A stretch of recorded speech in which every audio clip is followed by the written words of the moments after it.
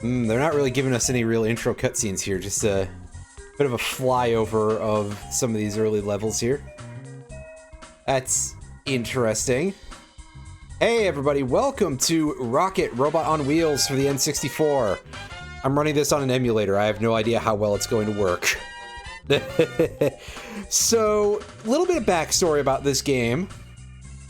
That this is the first game that was developed by the developer Sucker Punch, who folks might know from their having developed the original Sly Cooper trilogy. And I believe it's also the first console game of any kind by anybody, period, that has a dedicated physics engine built into it. In fact, this may even be like one of the first video games, period, in that regard. So, very much, I'm not necessarily always completely confident of the quality in some regards, but it's very cool.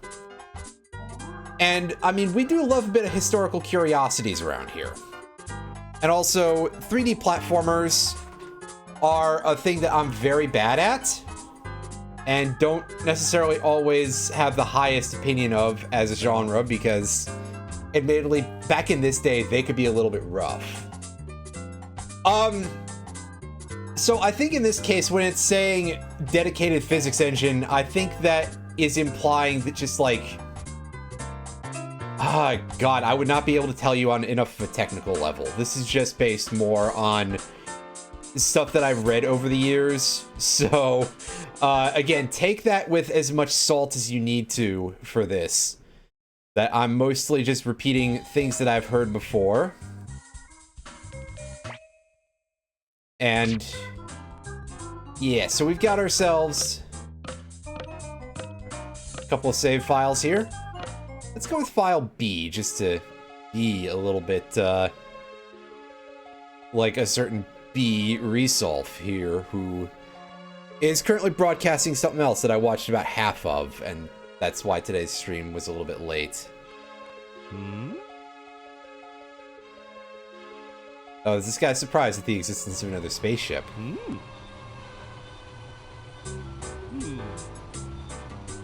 Oh yeah, I do love me some Sly Cooper. I'm pretty terrible at it, but again, that's not unusual. So, yeah, okay, backstory here is that this is like a space theme park. Oh yeah, was there a raccoon in the... Wow, it's been years since I've played this, so, yeah. Anyway, backstory. We're like running maintenance for sort of a space theme park, and that walrus there, Whoopi the walrus, dumb goober, gets all the attention, and meanwhile, this fellow, Jojo, I guess is his name, not very pleased with it, and gets real pissed off and starts trying to ruin the show. He does look like a classic sort of villainous cartoon animal a little bit. And I think it's because of the amount of just arched eyebrows and stuff. Frame rate on this is but I don't know if that's because of the emulator or what. Tragically, I no longer own a cartridge. That was fast, dude. Wow. Cameo to the Sly... Nice. I did not actually know that offhand. That's kind of neat.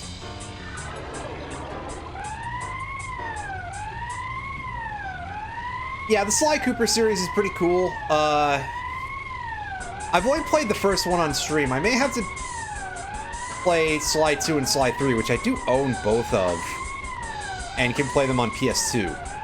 Very neat aesthetic. I may have to... I did a video originally about that a couple of years ago, which means that now, because it's an old production, it's only available on my Patreon. Which, you know, I don't know how much I'm allowed to say that on Twitch, because obviously Amazon wants their cut.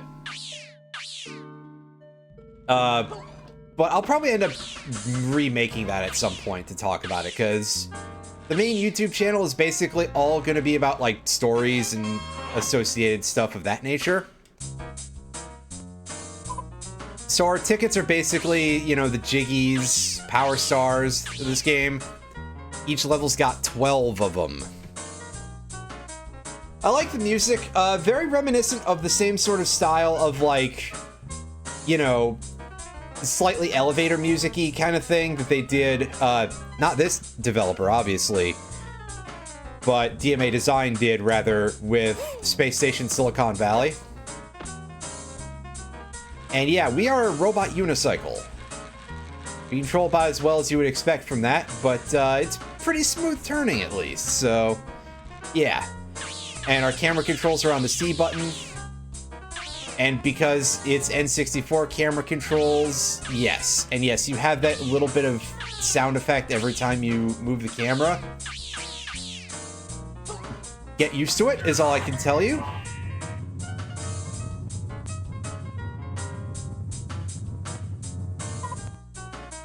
Alright, so how do we go and deal with the JoJos?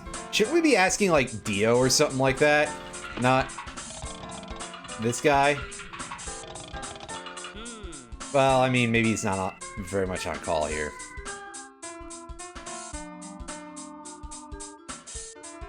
Oh, the music is pretty fun. Alright, so... to Clowny Island.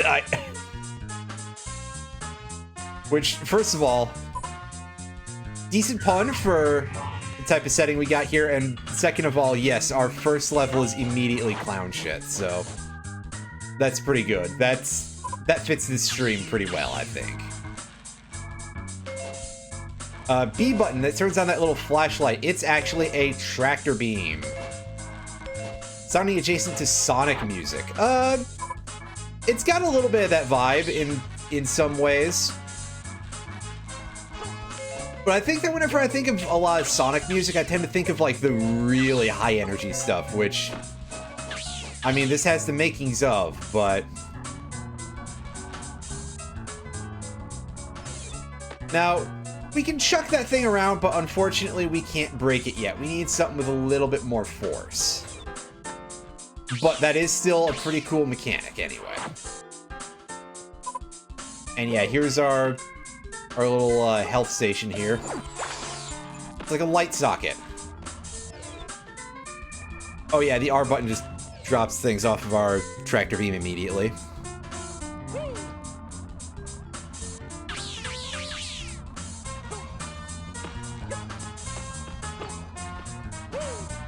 Here, I don't think we're gonna get enough force to break this thing out just by going up here, but...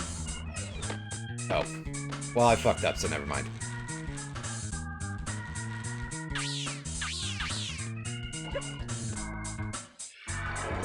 I kind of get the vibe a little bit, yeah. Well, here we are. Clowny Island, huh? The first world attraction for this is just literally a circus. Alright. Why not?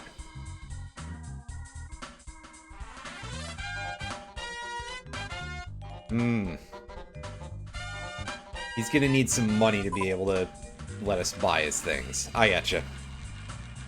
Apparently it doesn't seem like it's his fault, though. That level transition seemed pretty quick, though. I'll give immediate credit for that, because, yeah. What font is this game using? That's a good question.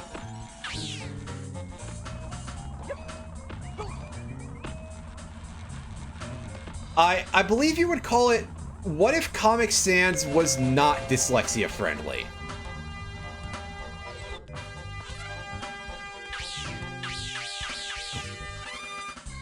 That emote. I see, it's a clown. Well, it's definitely a clown, yep. And yeah, you can see we got some B areas here. Get the 7 parts in place, we'll be back in bit. Oh, right, yes. So, every level also has these big machines that you have to put back together by collecting 7 parts for them. There's a lot of fun stuff to do in this game. I'm probably going to be a little bit harsh on it because, again, it's rough to operate sometimes. But remember, it is extremely cool. It's really, really fun. Really interesting ideas. Lot to like here. I think historically Sucker Punch has generally been a pretty decent developer. But admittedly, I only know a little bit of their output and have positive feelings about it. Even when the Sly Cooper games are being mean as fuck, and when this game is controlling only half as well as that. Is that a corn cob on wheels?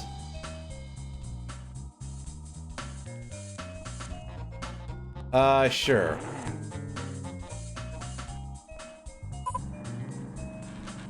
Oh, I don't think we're gonna be able to beat this game.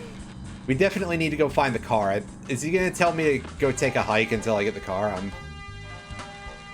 I'm surprised he doesn't, really.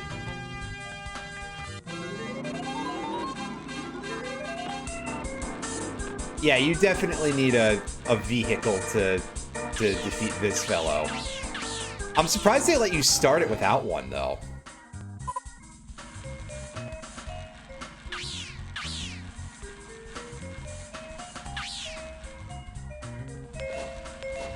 They are pretty good. I enjoy them quite a bit.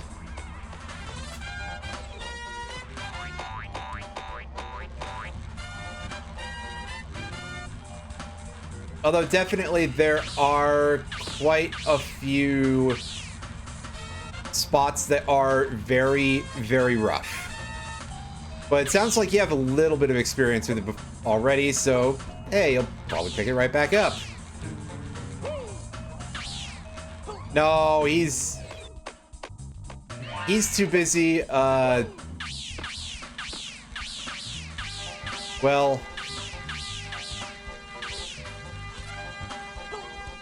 you know how Nintendo and Sony didn't get on super well, and that Nintendo PlayStation idea kind of died on the vine in a hilarious manner?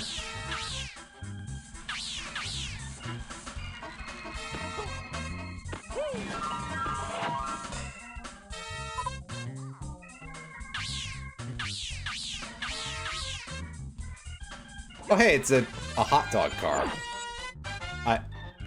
Oh, I need to pay money to be able to use this? Well, alright, I mean, it's your game. Giving you Legends Arceus flash forwards that... yeah. Oh, yeah, I gotta say, that's one of the larger, like, 2D objects that I've seen in one of these games that they're trying to pass off as being pseudo 3D. That's kind of interesting, actually. I guess to be fair, you probably would have a little bit of space constraints when it comes to like 3D stuff. Especially on a game like this, because there's probably a lot of coding that goes into this physics engine, and you're gonna have a lot of stuff that you want to be in 3D so that way you can animate it for that, and yeah.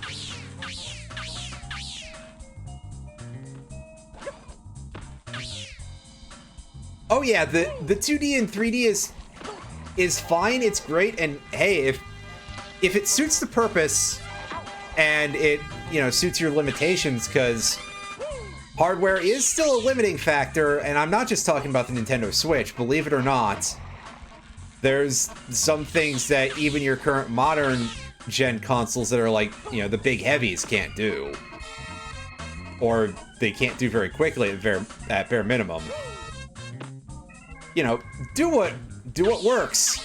And personally, I don't think we necessarily need to get more graphical prowess on most games anyway. We're actually at, like, a fine place for a lot of that stuff. I look at stuff on a PS5 and I'm like, why did we need to go anywhere past the 4? I mean, granted, I kind of feel like, how much further did we really need to go past the 3?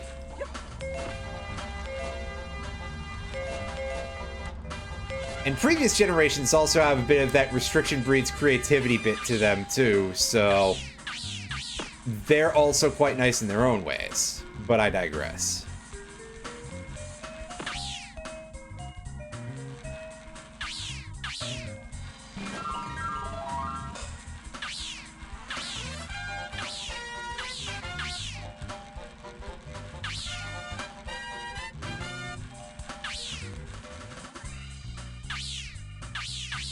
When it comes to any sort of graphics for the Switch 2, I mean, first of all, it's gonna be a while before that thing even gets on my radar as something that I'd want to pick up, and B, I mean, I feel quite good when it comes to, like, the stuff that I already have, and granted, a lot of things that I have are not necessarily super high graphics or anything.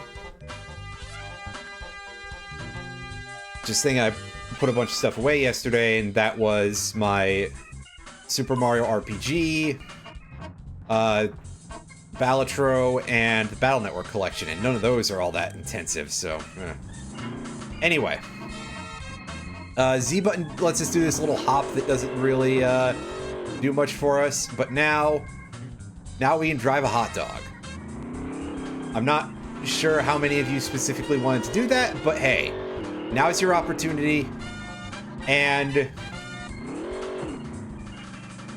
you know, hey, why not, right?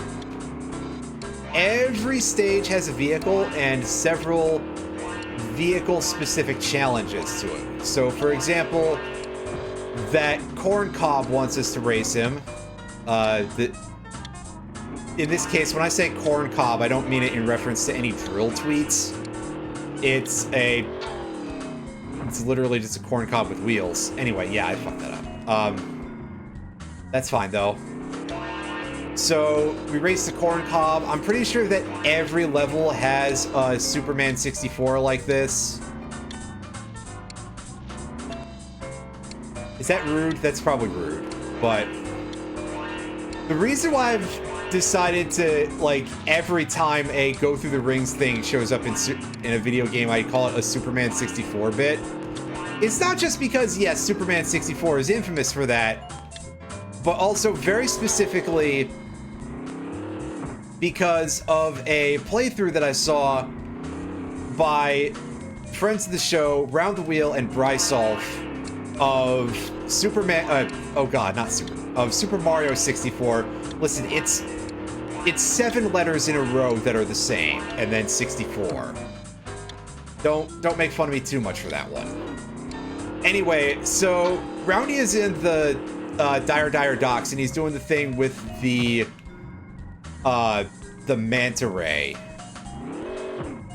And Brian just immediately cracks this joke about, like, hey, I'm sorry, I came here to comment over Super Mario 64, and then a game of Superman 64 broke out, because he was basically flying through rings, except underwater.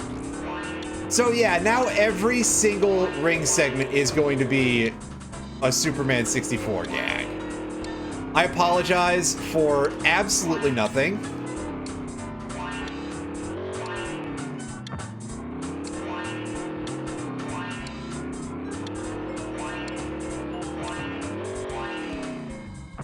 And that's not that hard if you know how to actually steer, so that admittedly is going to be the thing that's going to kill it for me, because yeah, I probably couldn't drive this shit on an actual 64, but remember, I'm not on legitimate hardware, as it were, and using a PS4 controller for it, so I'm probably a little bit off on something that's already a little bit funky for the real thing.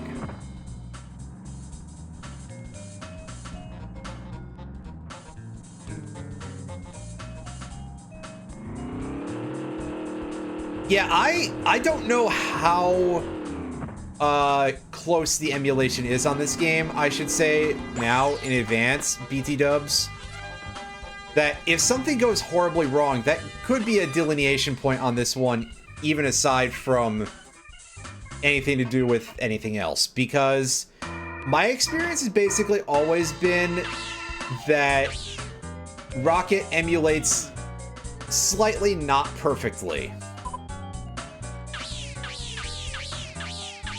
on like any other previous emulators that I've done. And sometimes it's fine, sometimes it's not so fine. We're inside of a beehive underneath the boardwalk here. I'm not sure why. I mean, I feel like the infestation you'd have to worry about would be more like wood wasps or something, but hey, I wasn't the art director on this game.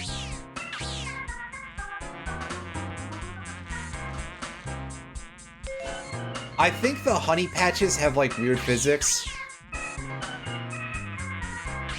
Also, speaking of physics, that big bee is an object that can collide with you, so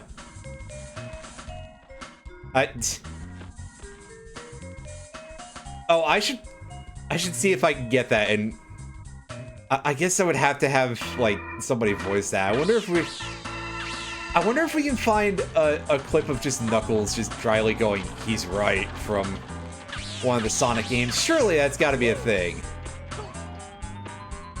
Or, you know, something to that effect, and we can just shove that into the thing and have it be a whole clip redeem. If I can figure out how to get that thing to work. Yeah, or a show. That's a good point. It helps if I remember that Sonic is like actually this big AV multimedia franchise.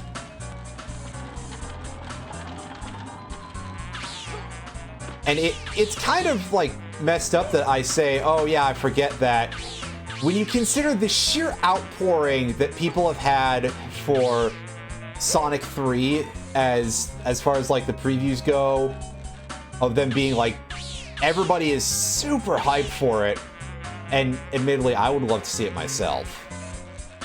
Unfortunately, I don't think that's something I can really manage at this juncture, but you know, mostly by virtue of like, I can't drive, so I'd have to go there with another human being.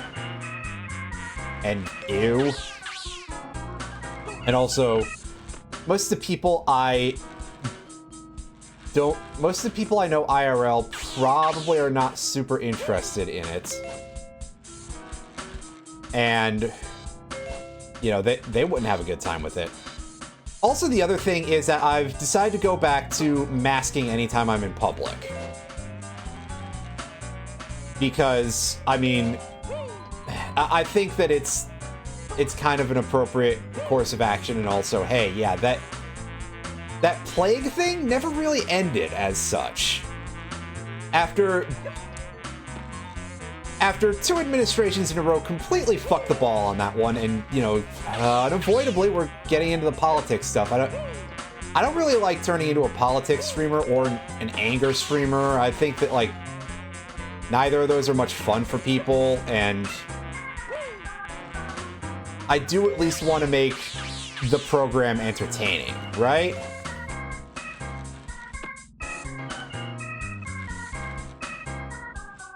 So, yeah, you know, it just now seems like a very good time for solidarity with people who are, you know, not going to be doing well with that, and also, hey, yeah, it's been botched so badly for so long, we should stop pretending. Anyway, what's this guy got to say? Oh, yeah, okay. Back entrance. Right. Well, we've already done that. We cleaned it out of its funny coins. There's some more interesting stuff we can do on the boardwalk. I mean, we can go and race the corn cob, as we've said before. There's machine parts to be had. I got to find I gotta find a 4th bolt somewhere. which will let us gain access to something pretty cool. So we can do that. And more importantly, there's some games we can go play on the Midway inside of here. Yeah, I haven't seen either of the Sonic movies either that have come out yet. I've heard that they're generally pretty good, though, so... my hope is that that would continue to be the case with this one, and yeah. Again, especially because everybody is very excited about this. The hype for Shadow is very real, and I gotta say, there's something kind of heartwarming about that. Considering I've spent so much time on so much of the internet that is so toxic about it, you know? People like to talk shit about Sonic fans, but I gotta say the haters are by far, like, 10 times worse. Alright, we got some mini-games. What do you got to tell us about this? Feed the presidents. No actual presidents are harmed in this game. Fantastic. Alright, so we got a minute to shove the apples into the craws of these 4 statesmen. Nope.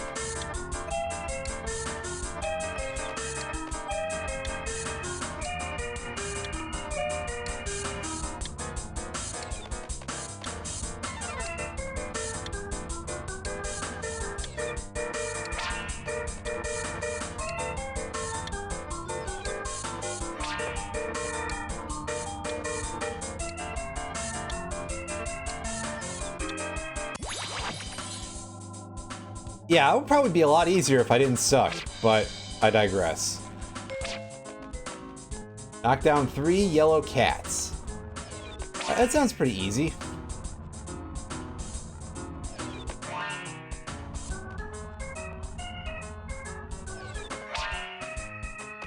Ah, yeah, now there's gonna be a couple more phases, huh?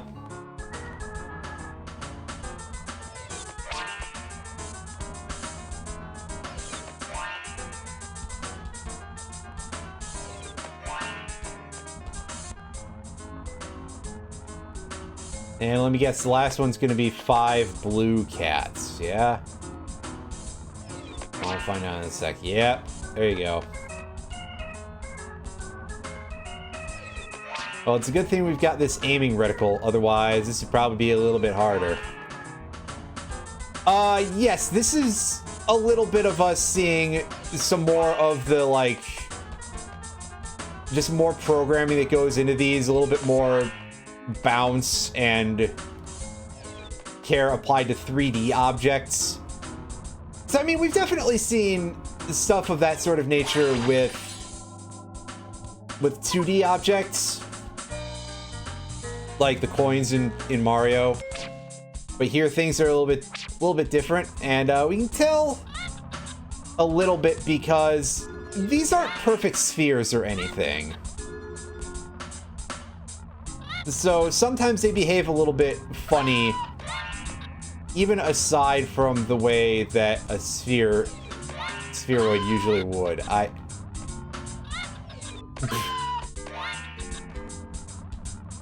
Alright, well, we are indeed allowed to harangue the chicken, so I thought it was gonna actually penalize me for that. Well, easy and peasy.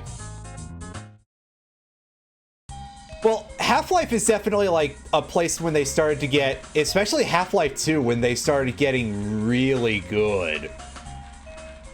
Obviously, this is quite early days, a little tech demo-y, but, you know, pretty intensive compared to what you had going on with a lot of other games at the time.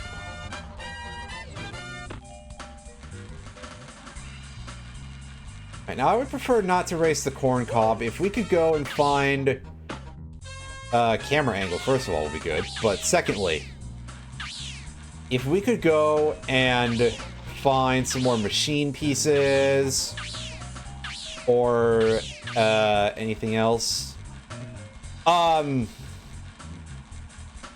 128? Eh?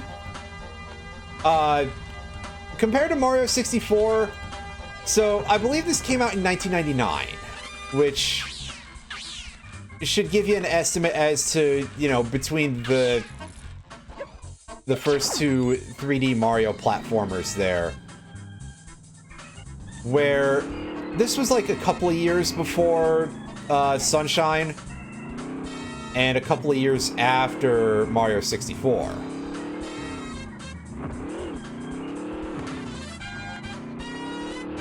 Ah, okay, so I do not know when that came out offhand, so I'm gonna say that this was probably like a year and change in terms of final release versus that.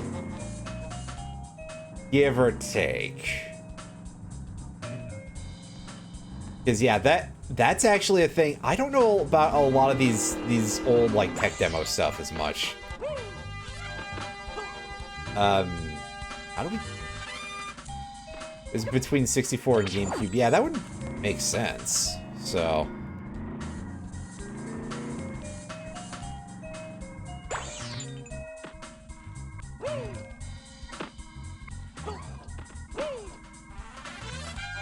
Okay, can I wonder if I can just, like, build a crate stack to get up to that, or if I am going to have to use the car.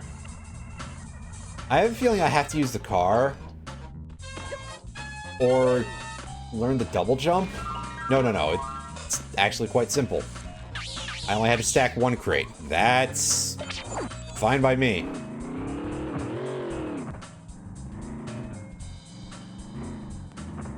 But yeah, a big part of it is just the amount of, like, how stuff bumps and turns around and that. So, yes. Go on using Pikmin and Wave Race. Yeah, actually, it makes sense with your description. That would be Pikmin based.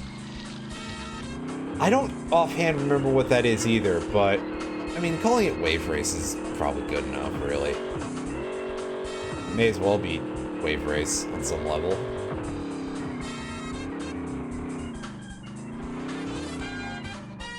So far, we're seeing that this level is a hell of a lot smaller than I remember it being.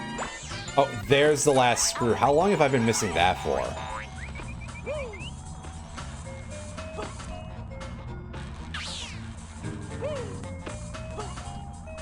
I believe the clowns can actually, like, steal the screw from you because they have a tractor beam of their own. Oh, this is pretty cool.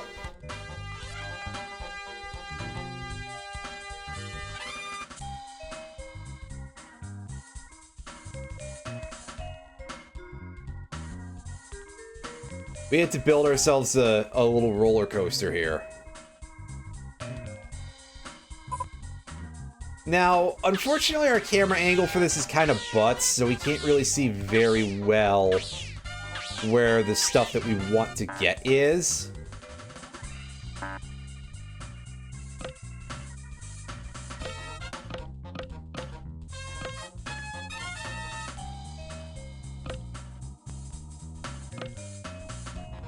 But this will do as a start, because this will let us get the coins. So let us get our tokens. Just hop right in the roller coaster, and off we go. Unfortunately, I'm not really going to be able to see anything else around the area, but we'll get these, and that's pretty important. And the last machine part. Plus, we did a simple coaster track, so we get ourselves a ticket. Oh, by the by, I should probably show off here that if we go to hints and stats, we can get some hints about each of these fellows here. Coast through 5 targets. Cross the tracks if you dare. I think that you actually do have to cross up the tracks a little bit. We got the dino parts. Check out the view from the Carnosaur's cranium, dude. Get a handle on the midway. So that's the thing that we don't have yet. And there's one for collecting all of our tokens. Okay, so I guess A and B move us backwards in the pages. That's That's an interesting choice control-wise. I seem to recall there being some other odd controls throughout the game, but we'll get to that when we get there, I'm sure.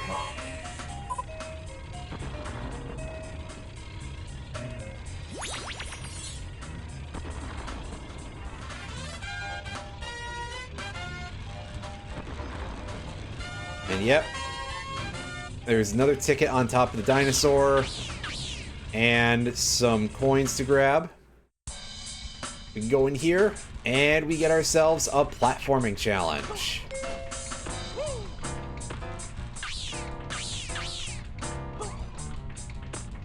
Now, of course, remember that we don't have arms, so we can't, like, grab for anything if it's just a little out of our reach.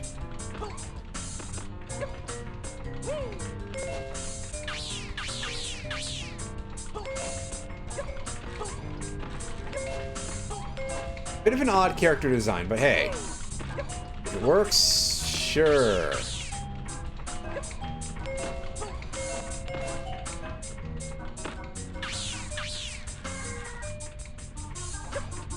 Also, there's gonna be a lot of me just falling off of things here.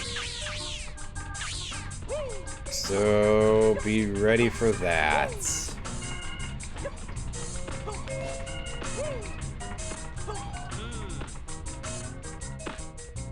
Yep.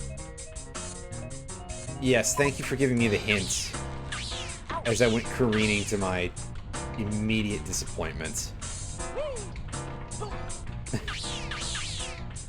This is not an easy game to control.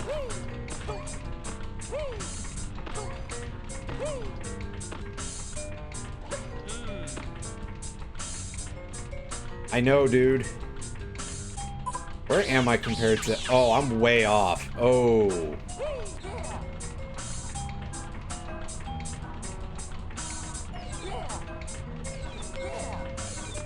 You think I've never heard of depth perception the way I'm wielding it right now?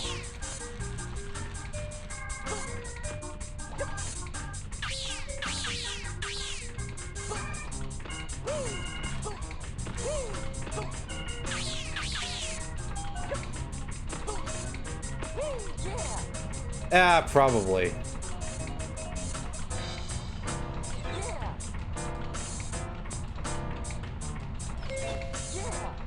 I'd have to take a better listen to it, but yeah, I'm sure that that's kind of the case. I mean, for a lot of this stuff overall, a lot of things in this era were for sure using stock sound effects by now. Oh, look out. We've got robotic sharks inside of the dinosaur for some reason.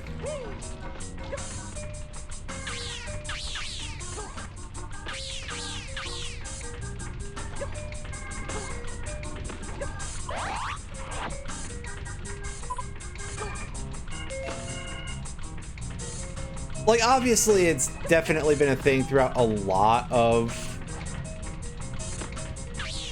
time. Which, in retrospect, I remember a lot of people I know who were talking about Metroid Dread at the time that it came out. About, like, oh yeah, it uses this really stock dog sound effect for one of the monsters. And I mean...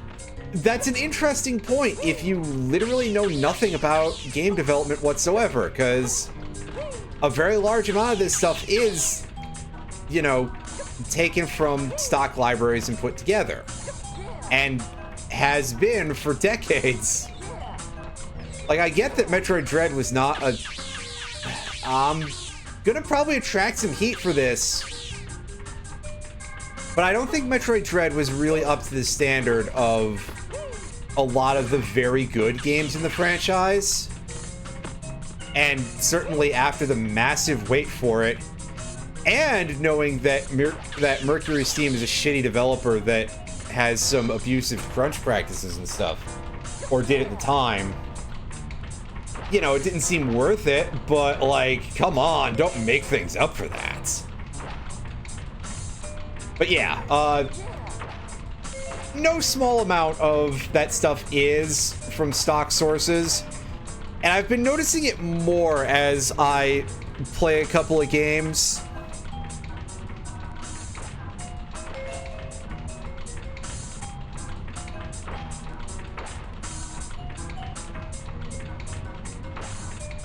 I think that Dread was an okay game. It's just that, on the other hand, when you say okay versus a franchise with that much anticipation, it doesn't feel good, right? And a large part of it really is that part of like, hey, yeah, a Metroid game comes around every, like, never.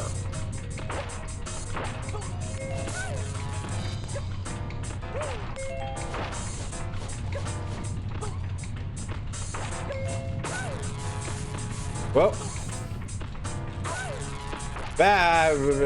and we're almost all the way down the... Wow, we might die to this one obstacle. My particular gripe with Dread, above anything else, is that I really just think that a lot of the fights took a little bit too long, and they were trying too hard to be, like, cinematic with a lot of them. And also that I think they repeated some of them a little too much, like those Chozo warriors.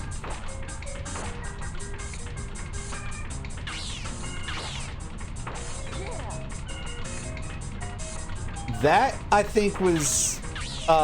you saw those a little too much, really.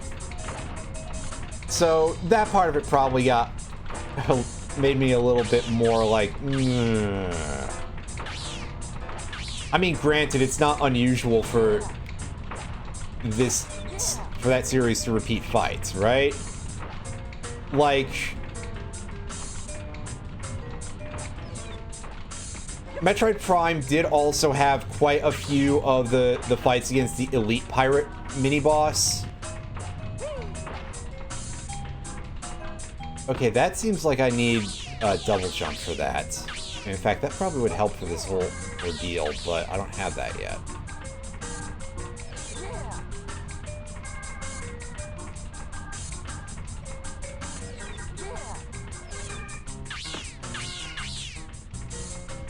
I definitely would recommend playing some more of the Metroid games because they're very, very good. At least in my opinion. Other than the first one on NES. But hey, we have Zero Mission now to make up for that because Zero Mission is much better.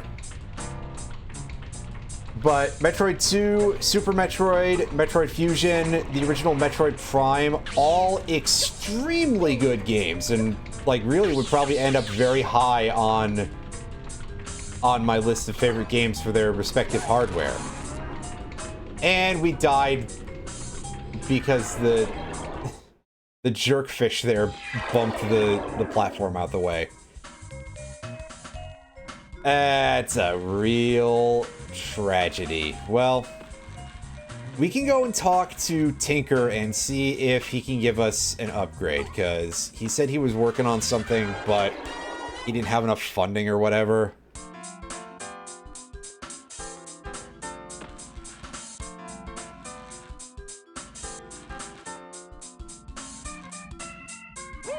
Been playing Persona 3 Portable all year.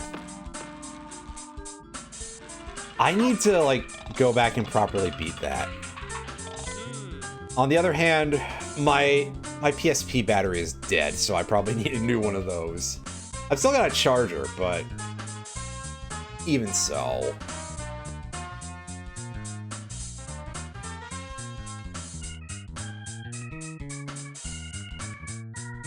Right, 250 tokens for our next superpower. Oh yeah, he does a little animation where he sticks us in the back of the head with a screwdriver and go, yeah! So, the slam is pretty simple. You pick up a thing, and you do your usual butt slam animation, and there you go. Now, the key is a physics object, too, so it doesn't go into your inventory. You gotta pick it up, bring it over here, and thankfully the game will do the rounding for you. Going for everything on hard mode. Oh, yeah, that'll be rough, because that was an era where the Persona games were still hard, I believe. Ooh, we got a new level over there, so that's cool. We can check that out in a minute. If we want, but also... we probably should see about finishing the clown zone a little bit.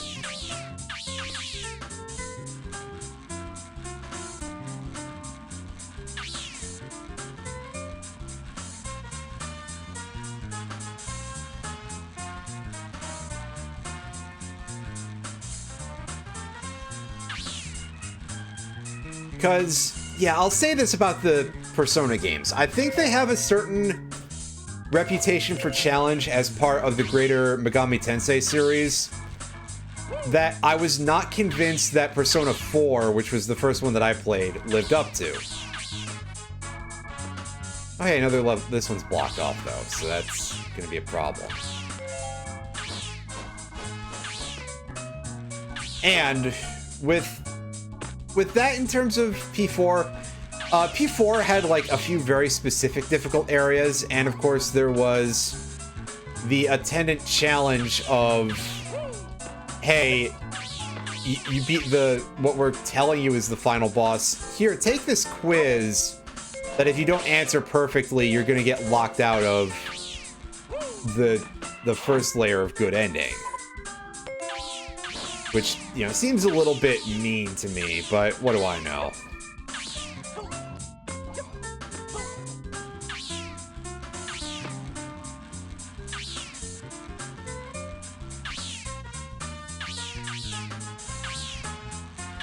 With the main issue there being like, what's the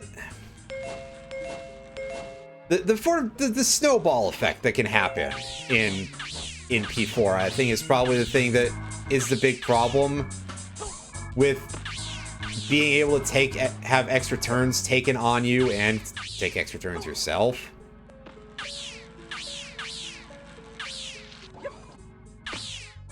Yeah, that's one of the things is that I think part of the ease that happened there is in P4 you could actually control your whole party properly. Whereas in P3, they were on, like, some fairly basic AIs that they had set up for them. You know, a little bit reminiscent of, like, Dragon Quest Monsters or something like that, where you can give them a rough idea as to what to do. But fully commanding them, that's a little rough.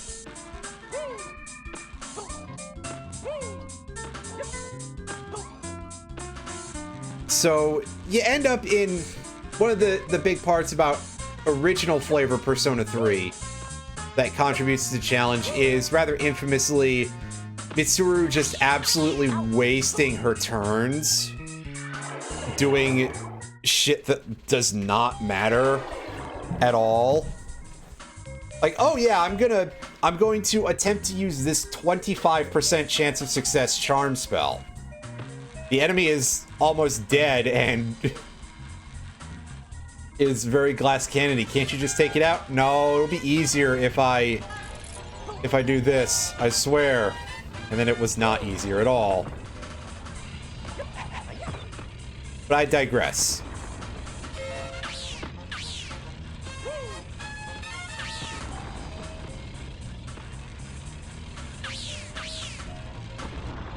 Yeah, it is kind of like overstated how people think it's a lot more challenging than it is, basically. Is a good way to put it. I wasn't really particularly super impressed with the challenge involved.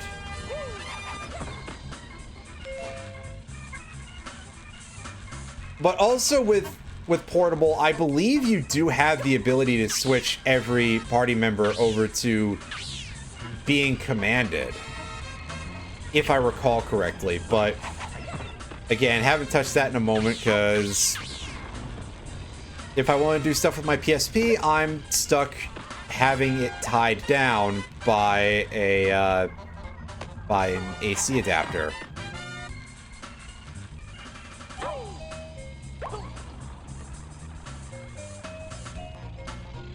Oh, that mole is no fun allowed, I see. Alrighty. So let's head over here and continue ignoring the corn cob for a bit.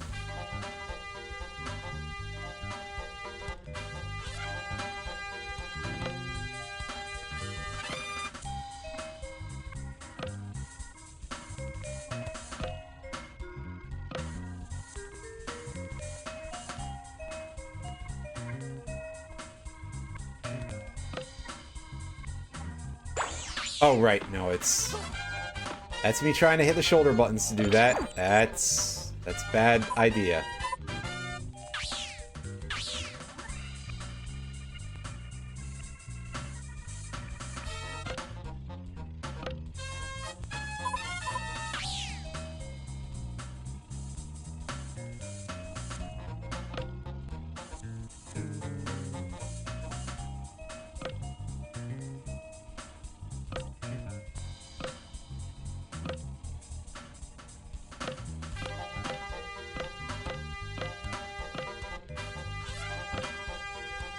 Alright, this should get us all 5 of those targets.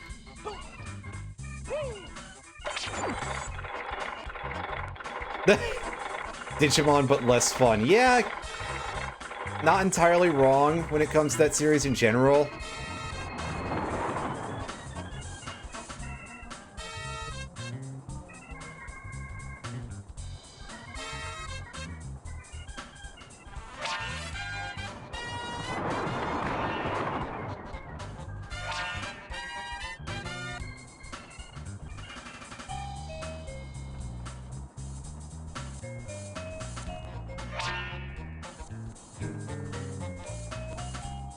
But also, Digimon Story Cyber Sleuth is not a game that I have checked out yet, so maybe at some point I will. Yeah, getting that purple token is something that looks a little difficult. I think we're all the way out on the far corner there, so that might not be doable right now.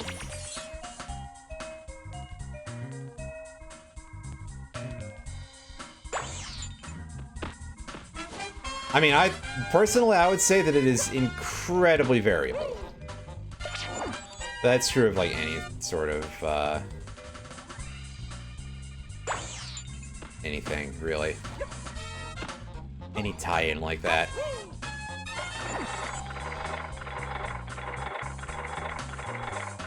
Ah, I get you.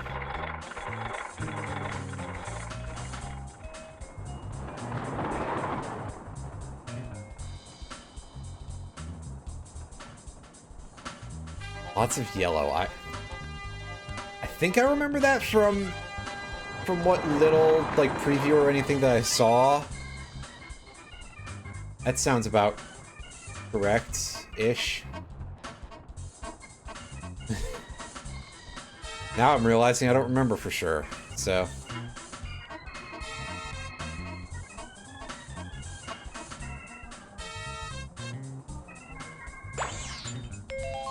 Ooh, we managed to get that somehow. I'm impressed. I wasn't expecting that to go so well. Alright, let's go and find the hot dog again, and... get rolling some more.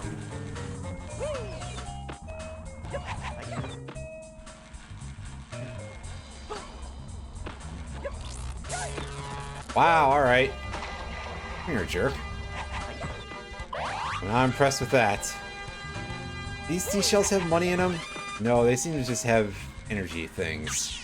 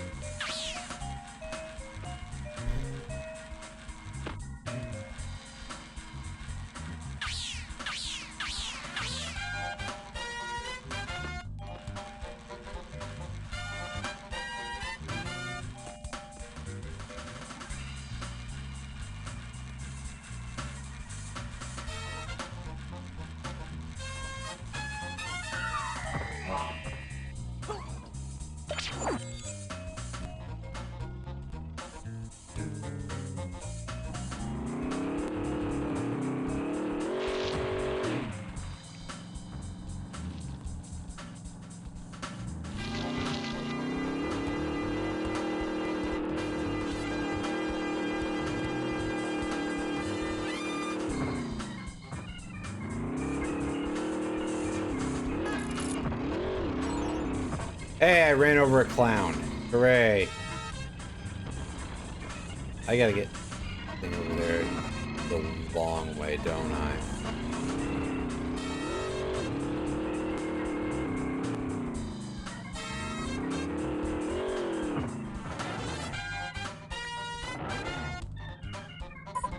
Alright. I probably don't have to fuck with this guy like that. Come on.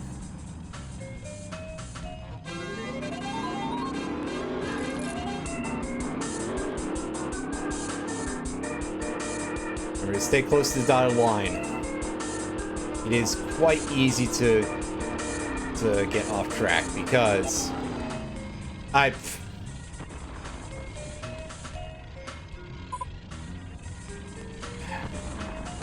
wow, alright.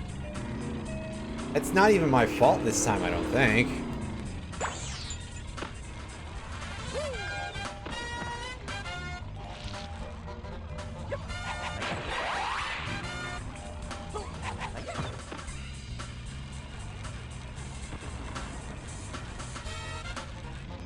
I don't know, man, you're stuck. You move it out the way.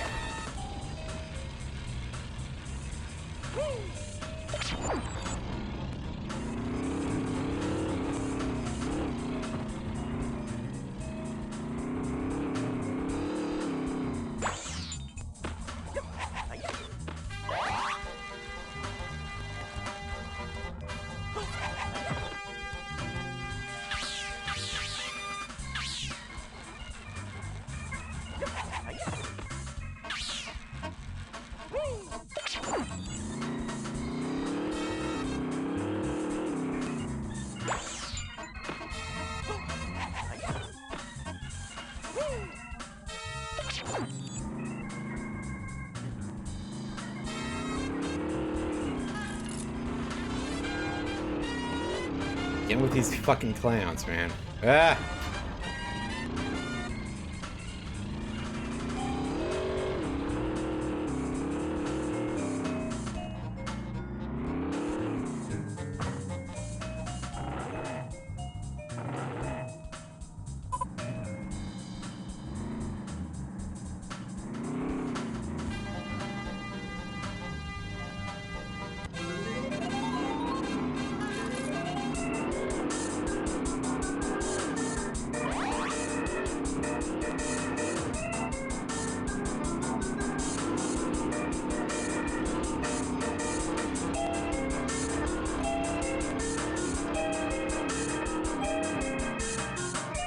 Ah!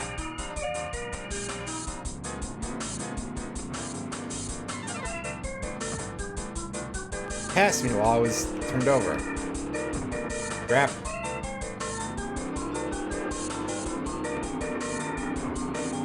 Ah!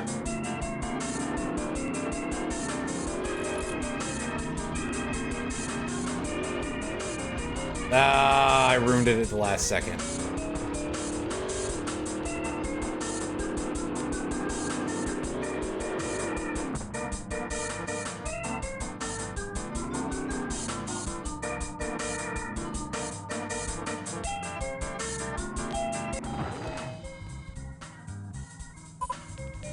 Oh, what I need more is to, like, not bounce halfway around the damn track the whole time, so...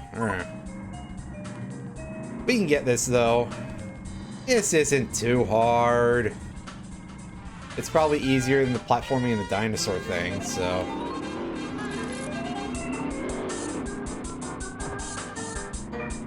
Oh, is that safe? Okay.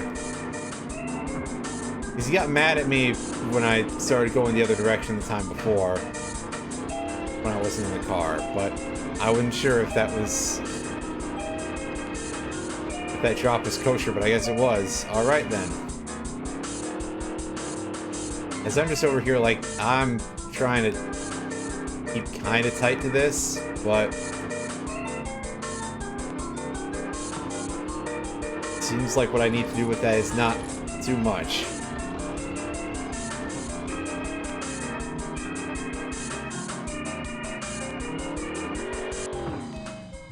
There we go.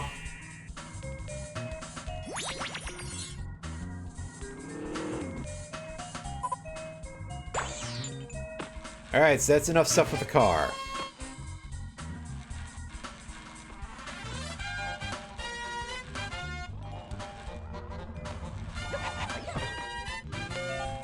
Some more tokens. I think there's something we can grab around here, and then we can deal with the dinosaur.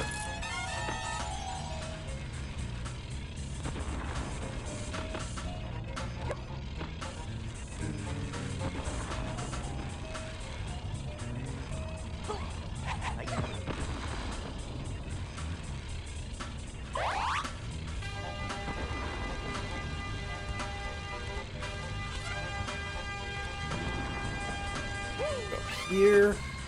Might be up here. Might not be, but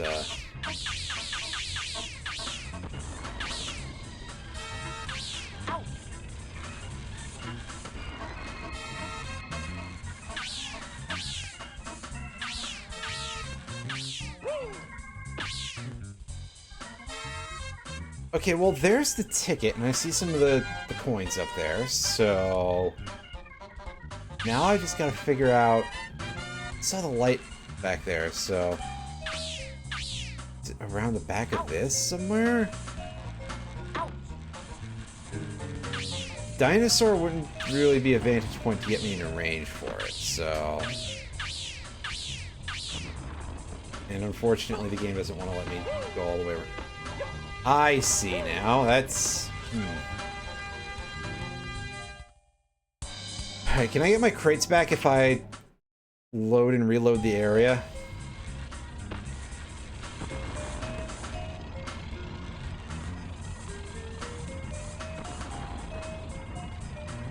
Just having one to stack might... Yes, there we go. Hey, we even skipped one of the handles there. That's pretty good.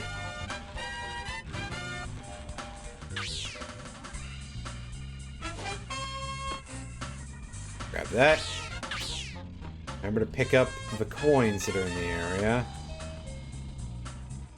Which there's a couple.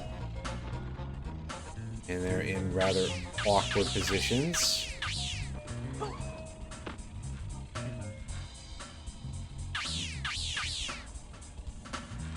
By a couple, I think I mean... Oh no, there's more than that. Never mind. Let's see, am I going to be made to look really silly by saying a couple? The answer is not quite. There we go. Alright. Now we've done that, it's time to head on into the... Oh, get stomped by the dinosaur. That's an option as well.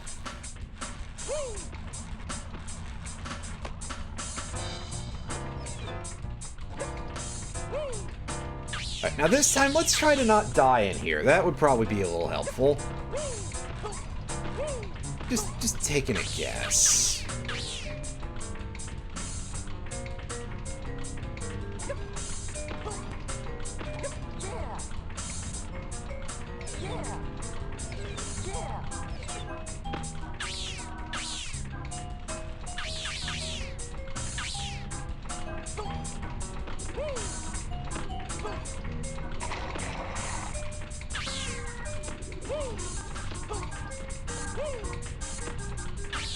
This part, this is real bumpy, as we've seen before, but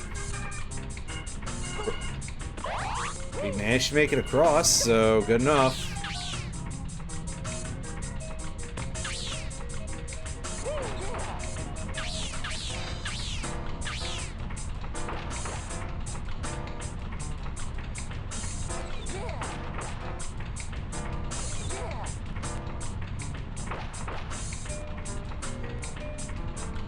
I hear those batteries dropping.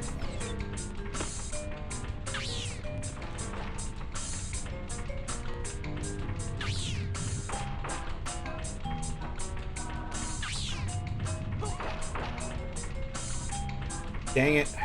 Feels like a lot of work for just 5 tokens, but we do need them because... Where are we at so far? 237. Yeah, and 173 for the level. That threw me off for a second because I was like, wait, 37, 73, what? That's weird. But yeah, no, we don't have enough to go get the double jump yet, which I'm quite confident that that second ability is the double jump.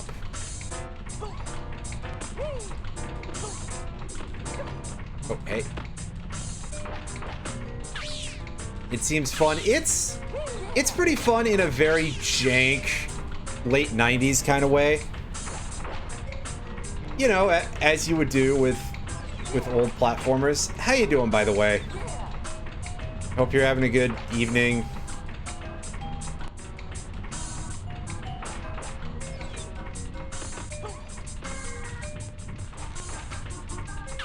But also, I bet you still haven't won 100 games of Seal. Well, I guess there is no Seal Rock today, is there? So I can't make fun of you yet.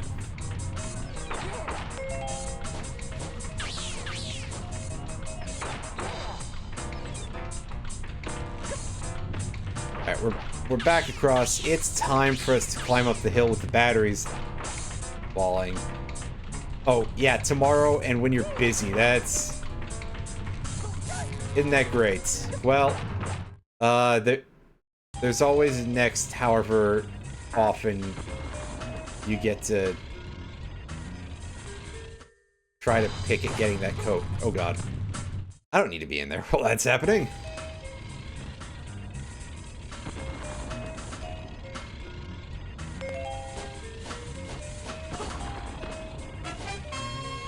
Hooray! How many more things do I... Well, there's a couple down the dinosaur's back. Good place for them. That will at least let us get the double jump, so that's going to ease a little bit of exploration. I want to make sure that there's, like, nothing this way.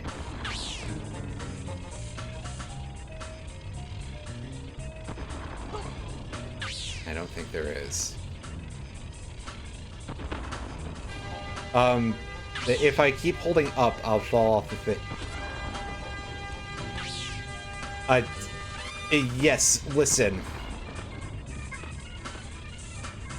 I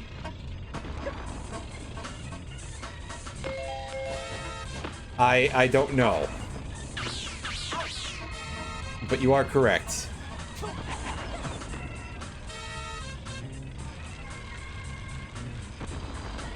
We are only on the one wheel.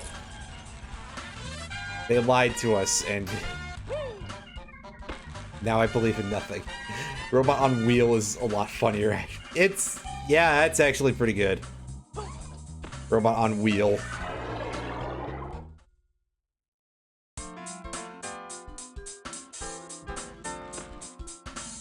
Alright, so this guy...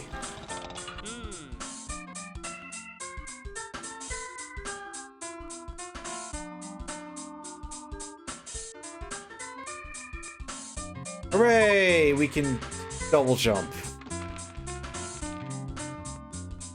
In a second. See, it doesn't look like a ton, but I'm sure it'll help. Probably.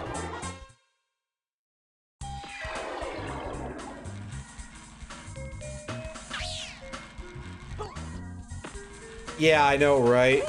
Then again, we're already a robot. How good are we gonna be at water things in general?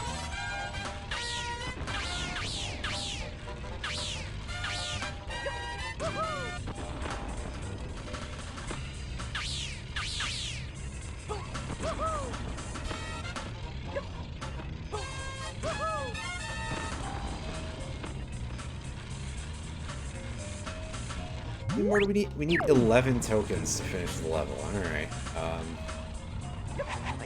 It's not as easy as that, is it? No.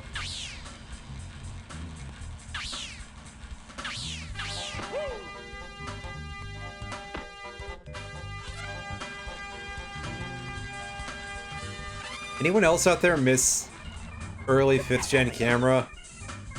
Because, let me tell you, this is a great game for you if you do. It's got plenty of that.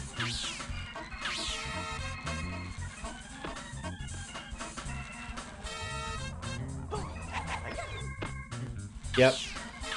It's also real funny when I do the slam move on an object I'm holding, and I hit it, so I'm the one who gets the funny momentum.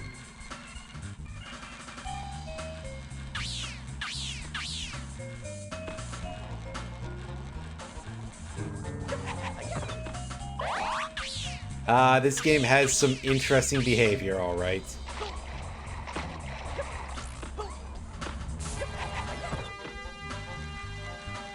Being one wheel, it should be tank controls. I don't like the idea of playing that, but I think it's a funny thing to say.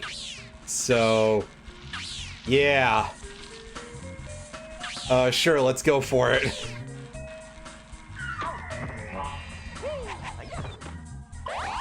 I mean, you would, but... that's because we all know that you're that sort of person. Durable. I mean, wait.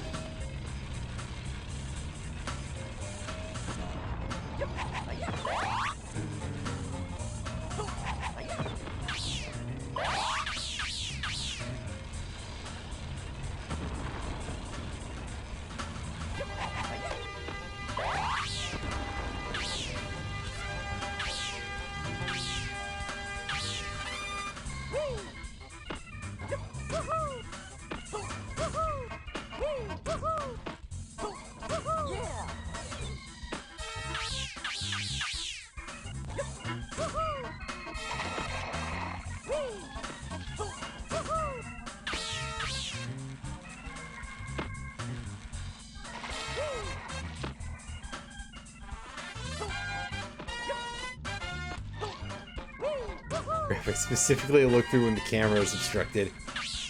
Yeah, that's great. The Katamari games, like, just very frequently did fun stuff in general. And were just very well designed.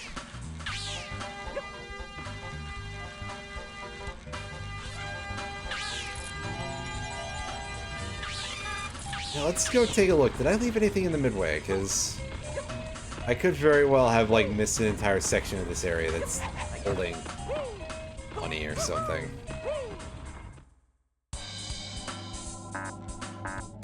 And the answer is no, I did not, but... is there something behind the... no, I can't even go in the minigames, so... I can't go into cats, but... I can come over here and bully this chicken.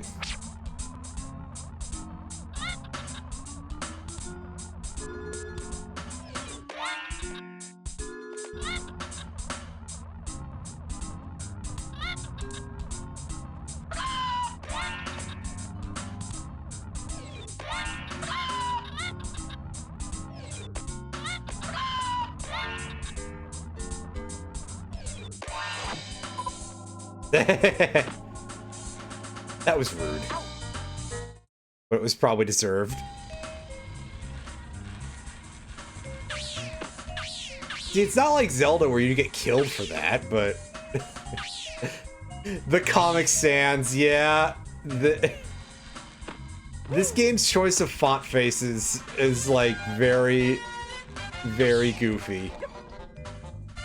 I mean, a lot of this game in general is pretty goofy, but I digress. Let's try air quotes first person mode here and see if we can see anything in this area. Otherwise, I am just like, where the hell are these last 11 tokens at? They're probably hidden behind something.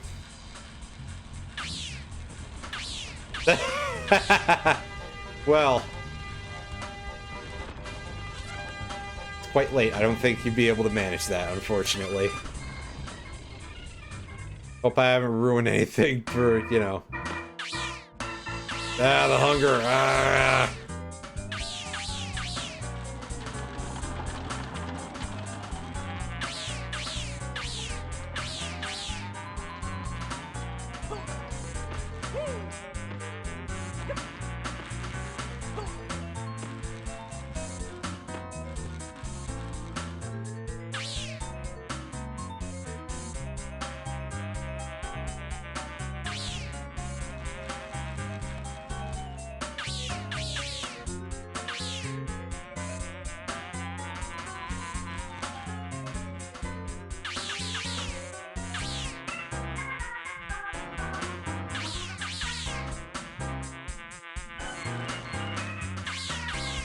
It's pretty good.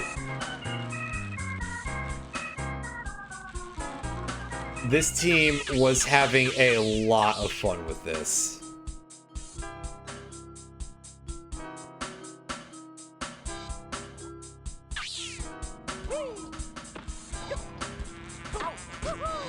Oops.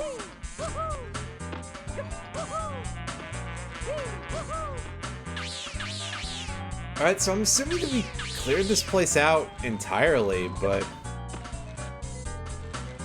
it's a little bit simple and just like, just there. Yeah, but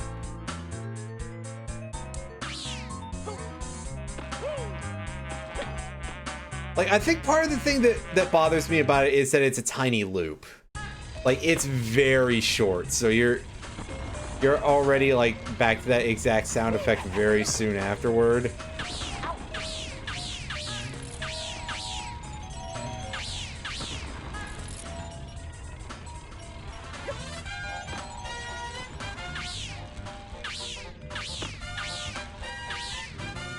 I may have misspoken earlier, by the way. I think these clowns just block you. They don't pick up your stuff, do they? Oh, no, they do. You know, to get mad at you for littering or something.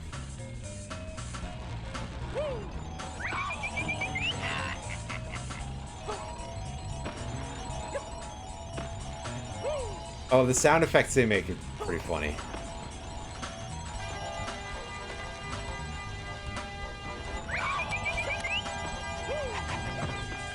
Well, there's one of the tokens we were missing. Now we're just missing a very flat 10 more, so that sounds like either I missed it in the dinosaur or somewhere else like that. Fantasy Football League with Sonic and Spyro. That's alright. First person, can we see anything? I mean, obviously we're gonna be dealing with N64 draw distance, but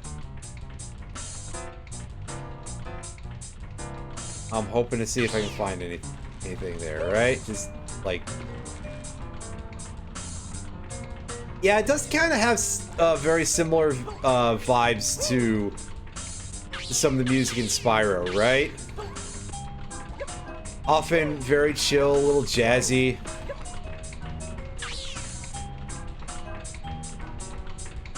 And aside from those small handful of times where Stuart Copeland was just going nuts.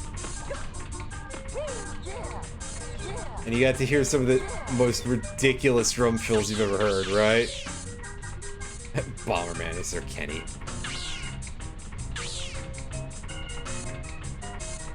Oh, things haven't come to draw distance yet. Ah, crud.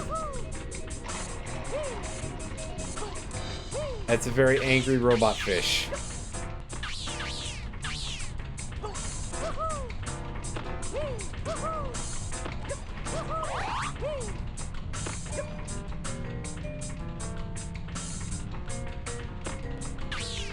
Well, now we should be able to see some stuff. Yeah, there we go. There's what I think is the whole rest of this area, so...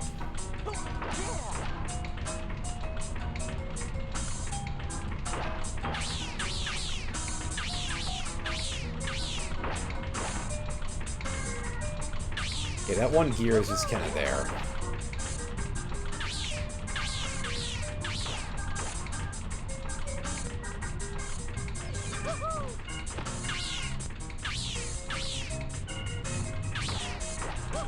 Oh, oh no.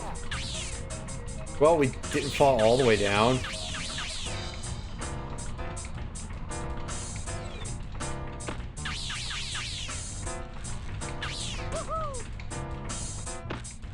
Never mind, we did. I told you this is not easy to control. I mean, I'm bad, but also, you know, not easy to control.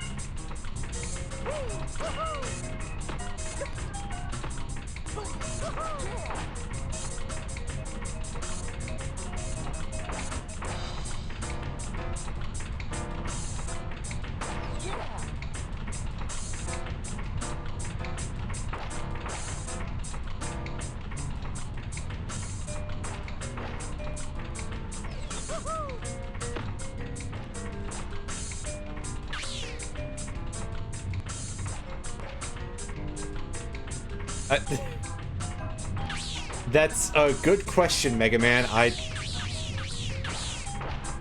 I'm not sure if it's that close, but I could be wrong. I don't know who did the voices in this game. I don't think it was Dan Castellaneta, but...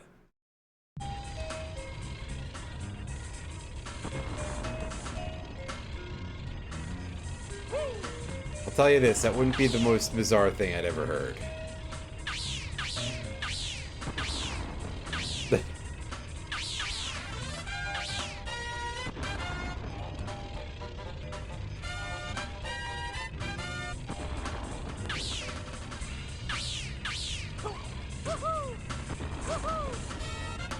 Oh, there it is. Oh, shit. We gotta do the whole dinosaur again.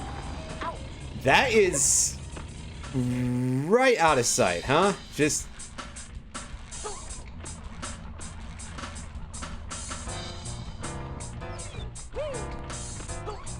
And it's pretty rough that we have to, like, redo this every time, because now I get to embarrass myself more in front of my audience.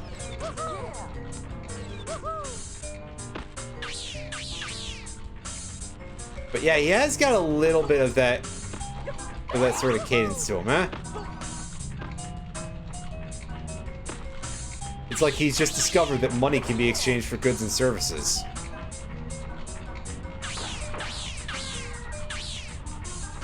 $20 can buy mini peanuts. Explain how. Money can be exchanged for goods and services.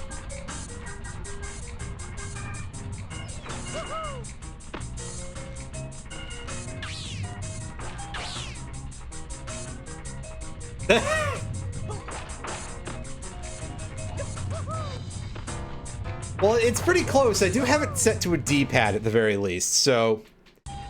I'm not like some sort of sicko who has this set to a control stick. Yeah, what do you think this is? The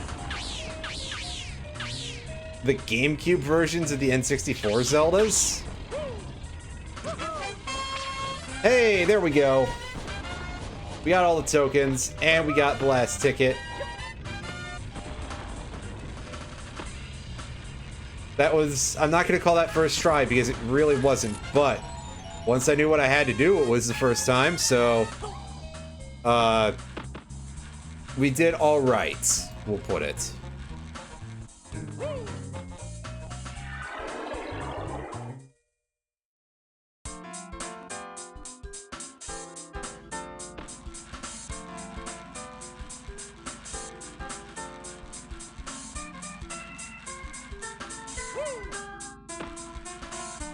Alright, so we got a stage over there we can check out, but I do want to take a quick look at the switch over here. Well, we can't use it, but I want to take a look at it anyway. Come on. Just let me have that. Can't get up there yet, unfortunately.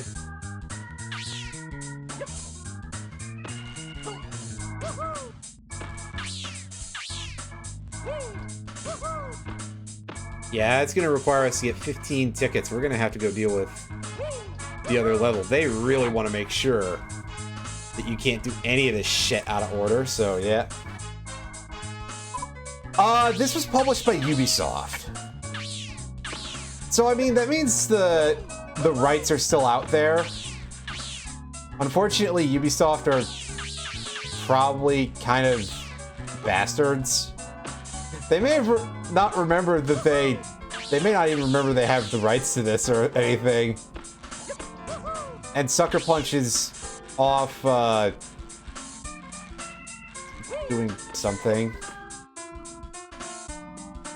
What did they make after the Sly Cooper series? Was like Infamous or something? Anyway, here we are, the second stage. This one is called Paint Misbehavin'.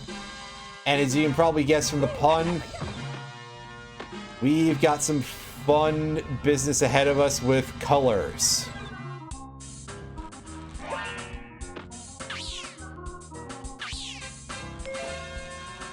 And it's got a very, very sort of Roman aesthetic to it.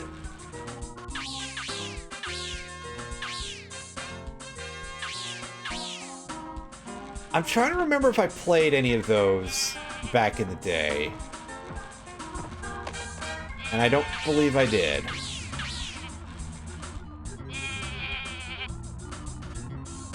Anyway, we can stick these sheep onto these, like, brambly textured walls. And that's incredibly rude, but it does let us get up to this thing. The hover splat. Press the Z button to fire paintballs. A and B to change color. We can go into first person mode to aim, and the R button will pop us out. Hey, can we rescue these goofuses? Yeah. Even this one. As they make like a Velcro sound too. And yeah, obviously the front color of the thing will tell us what color we fire. And a nice smooth texture update there. That's actually quite quick. Got orange, purple, black, white, yellow, blue, green, a clown in Roman armor.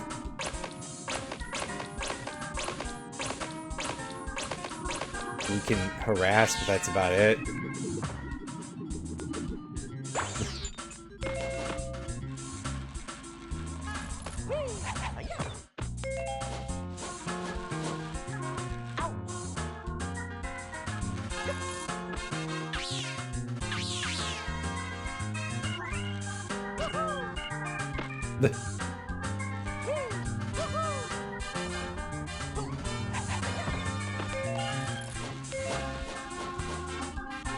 I'm not sure why they've got just literally the same clown again here.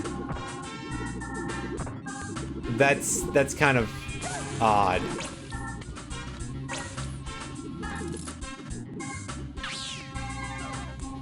Oh, sorry, my mistake. The clown is now wearing Roman Legionnaire armor, so everything is fine. It makes total sense.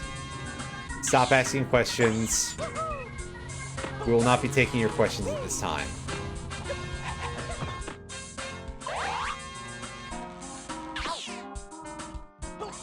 Oh, am I gonna have to get another sheep over here to get there? Now that's just rude, game. Come on. It's not even for like an essential part of the level mechanics. It's just for 10 coins. Oh, well, alright. I guess I'll go get a sheep.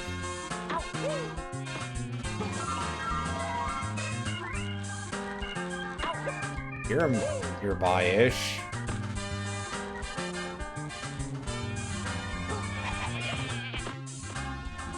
Oh, hey, there's another piece of one of those 3 medallions that are a thing that exists for some reason.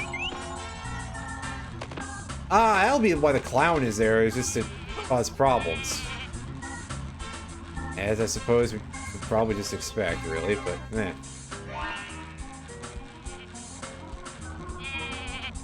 Alright, come on, sheepy. Let's go. You jerk. That's totally unnecessary.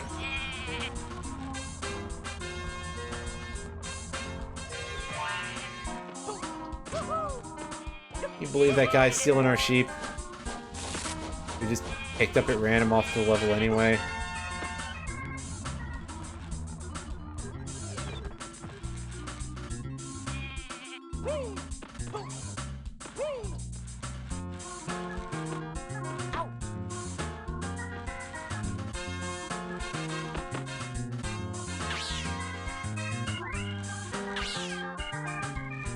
There are 2 people. Are there? Wow, that's kind of a shock. This definitely feels like one of those things that I would imagine are not super well remembered. Outside of like speedrunners, because speedrunners love doing stuff like this. You know, obscure games. I would put sort of a somewhere in the middle there. Not fully blind. I've never beaten this game. And to be honest with you, the last time I played it was absolute forever ago. So I'm not super familiar, but I remember up through that first level and a little bit of this one. The number 1. Well, all right. Nice to see someone who's that into it. All right, so this bit. Can I repaint these things here? Does that work? Maybe if I aim a little better. No. So, if I was going to make that work, I'd probably have to repaint the flying rocks. I don't know if that works either, so we'll find out in a sec. Because I'm guessing that if we can get all of this to fire off at once, that might... Oh, yeah, okay, so that does work. Excellent.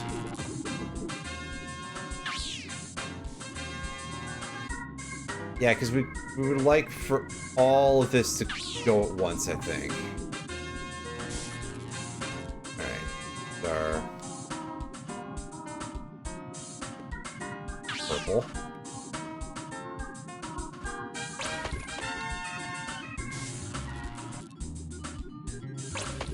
Blue.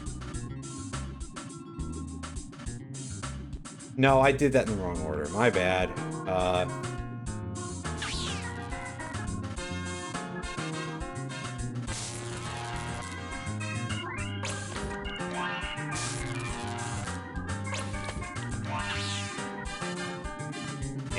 Green for the last one. Alright, so now all we do is we wait for this to get into place, and... yeah! Alright! Well, let's take it see. I haven't even looked at my list of what I can do here.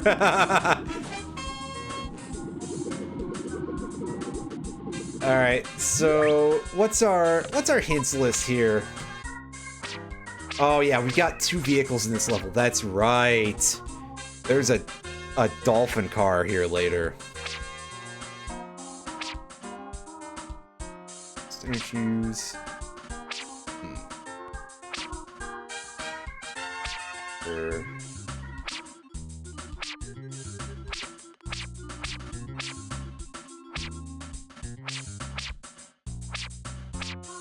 Okay, so... I don't remember a lot of this, to put it nicely. Like, cause yeah. Probably guess.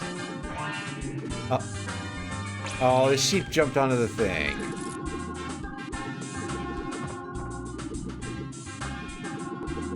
So I guess this way leads to more of the early tickets here.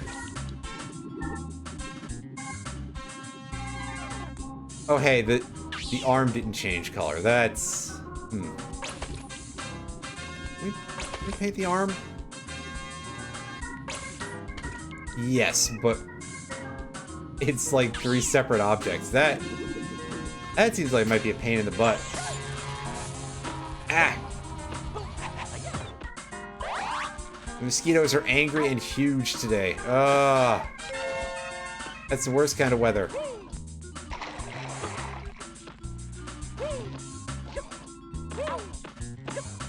Oh, right. I see this setup. That's... If this is what I have to do, this is funny. I don't know if it is, but... Okay, yeah, we can actually attach to... That's good. Oh. That's fun.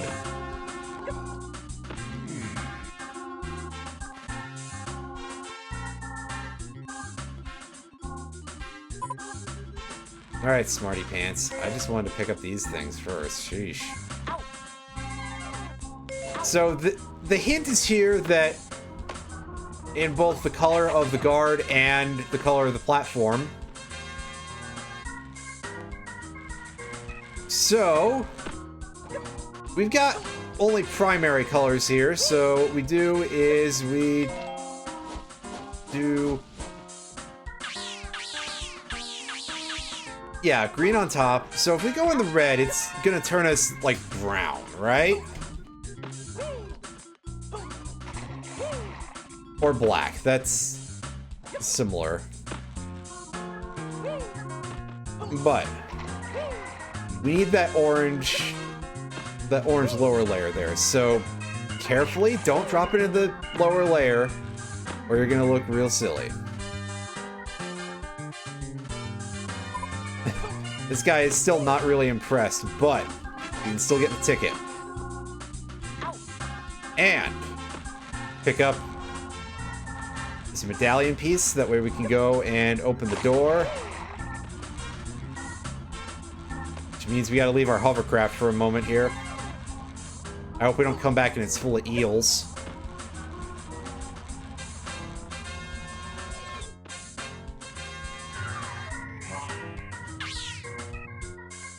Okay, we can grab the ticket before we go into the outside part of the level.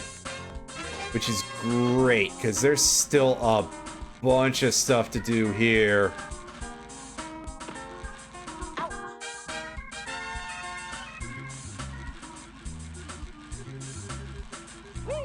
Let's wash off that little bit of green paint there.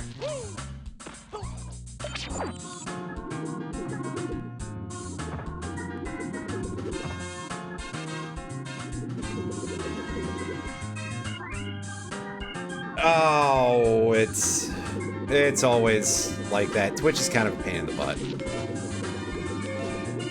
I guess depending on what your current status as far as like devices, if you're mobile or on a computer or something. Well, if you're on a computer, you could just run 2 tabs, and I mean, it wouldn't really be great for your bandwidth, but tag back and forth and mute as appropriate. 100%ing sounds like it would be quite an undertaking. I'll think about it once I actually beat the game. But I did get everything out of the first level, so at the very least I've got that go... Oh, can I paint that? No, I can't paint that at all. Okay. Well, that's my bad for wanting to try to go all in on that. Okay. It's this one was a heart, wasn't it? Yeah. So that's gotta be red. Did it not like my orange for my carrot? The carrot that I had there. Go for the banana for sure. Need to collect roughly 80% of... Gotcha. Actually, that kind of sounds about like how most collectathons this era were. Like, you needed a good chunk of stuff for Banjo-Kazooie. I guess you really only needed 70 stars in Super Mario 64, so... about average of that. Oh god, yeah, some of the coins are just in outright ridiculous places. The controls are a little better than I remember, which is great, because I remember this being kind of a pain in the butt to move at times.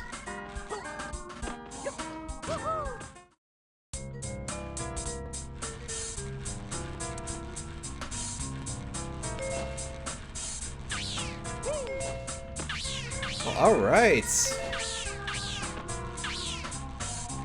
Try to consult that as little as possible, though, I guess, just to see how good I can do on my own here.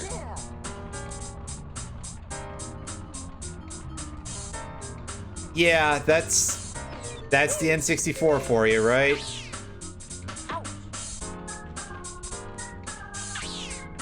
Oh, he's in the same place I am. That's funny how that works, you know? Ah! I fell off. Yeah, okay, so I'm not perfect at controlling this, but...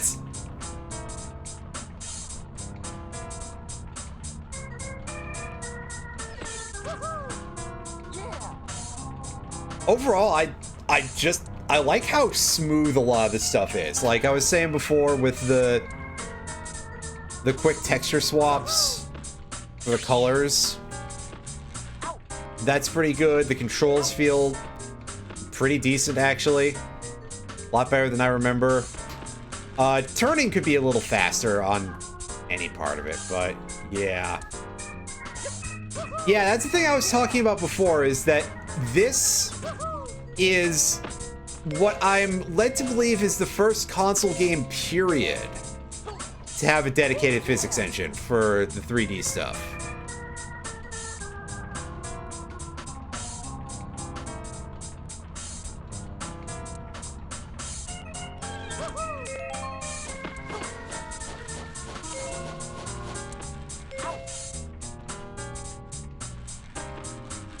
So you can get your objects doing some real fun stuff, bumping around in some pretty neat ways.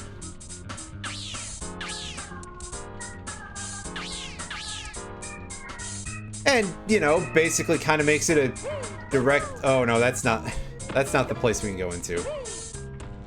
I jumped the gun a little bit. It kind of makes it a direct... You know, has very close lineage with Half-Life 2, from at least a mechanical stance. And I love Half-Life 2, so that raises the game in my esteem a little bit for sure. Yeah, I saw it there, I just was waiting for it to actually get me in a position.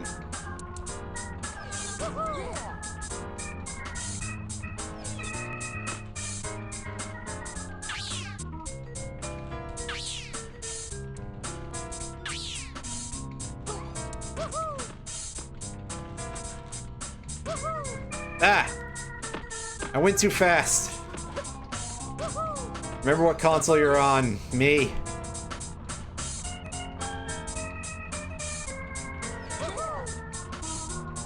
That was kind of I probably would have missed that just by virtue of not spending much time on the floor if it hadn't been for my landing in the position that I did there.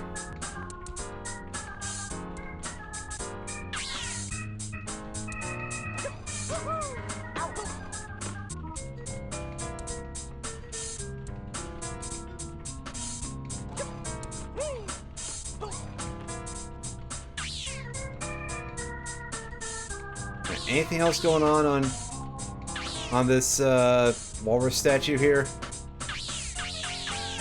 I'm going to assume no.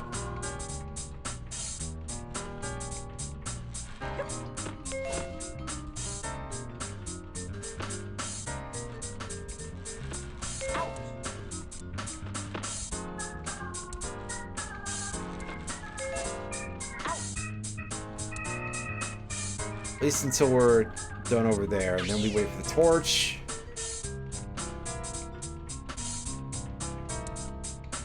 There's a whole other side of the room. Well, I can wait for the torch. It'll be fine.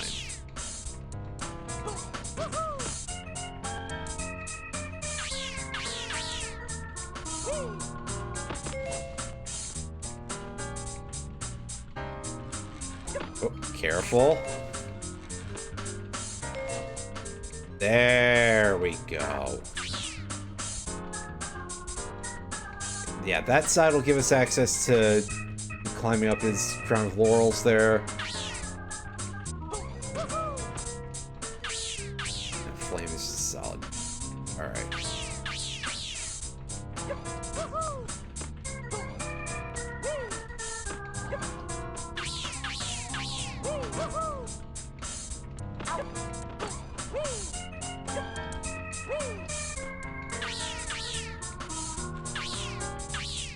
Okay, this does ramp up there properly. Alright, so these swinging lamps are going to be physics objects for sure. What's is going on with the structure of this room here? Let me get to those last 2 gold coins.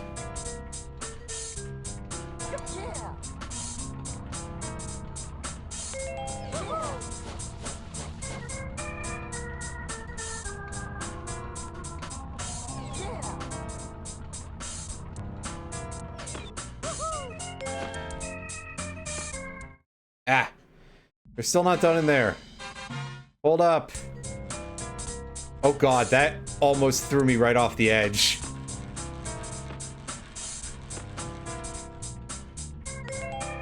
Okay, so it's literally just go to the... Oh, I'm so not used to being able to move around in first person. Oh, that's gonna throw me off a lot. Well...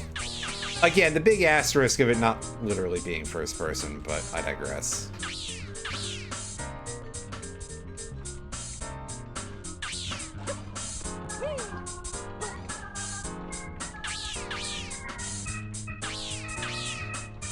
No, that's the peg on the gear there. Oops.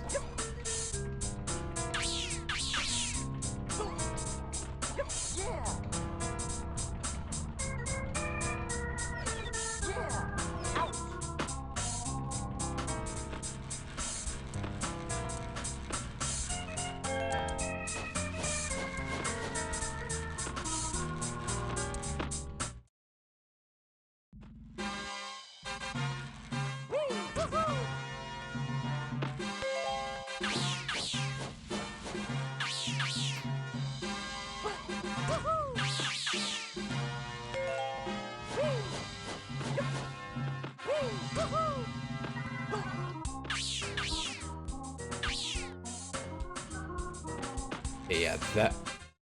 Oh, careful. Go back out there. Don't roll off the edge. Oh, and then I fell off of the... Oh, nuts.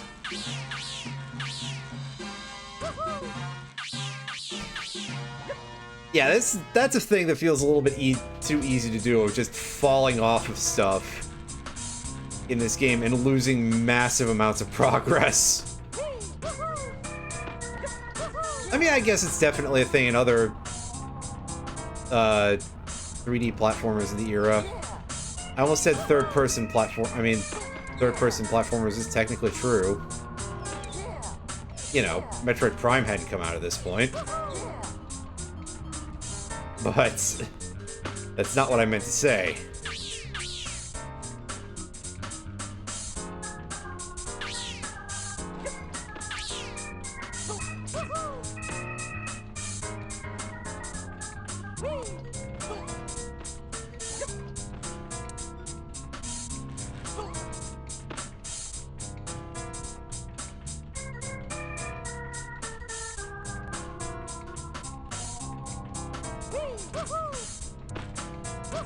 Whoa, no! Boo.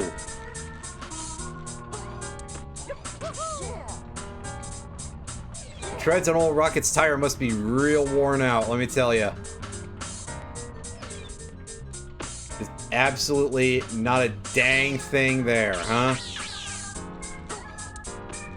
At least judging by my performance. That's about what we're getting here.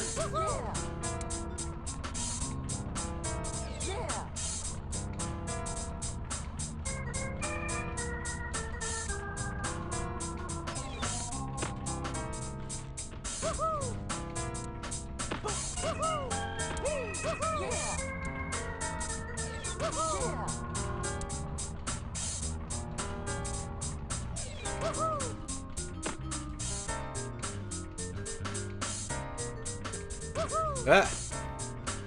Oh, we saved that one at least. Gotta wait for a second to let this re-rotate.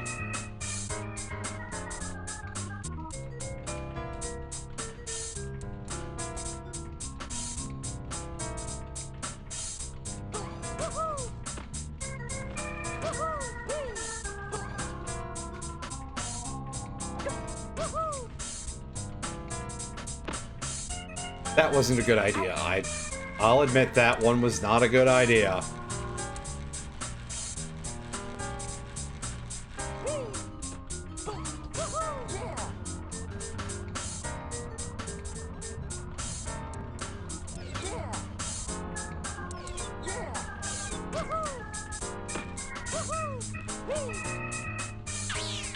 Hey, good save there at least.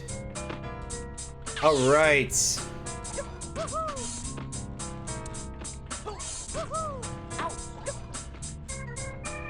Welcome back. Yeah, see, I did that again. It's dangerous business I'm doing here. Lose that progress for like the 5th time here.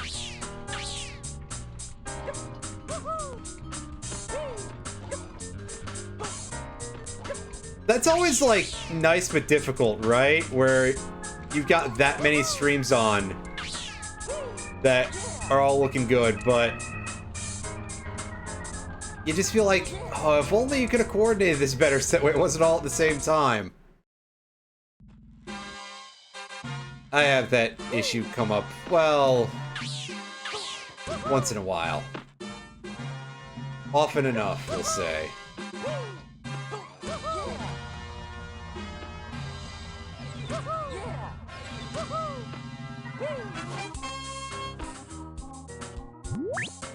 So let's take a look at our...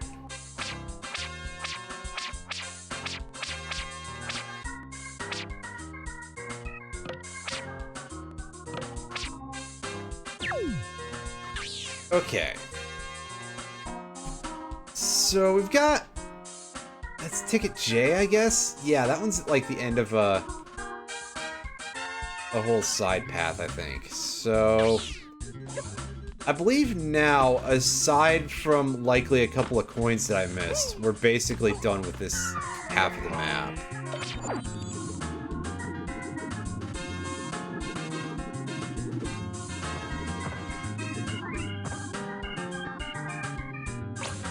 I mean, we can also go around and fire paintballs at more things, and you can see just how many things we can turn colors here.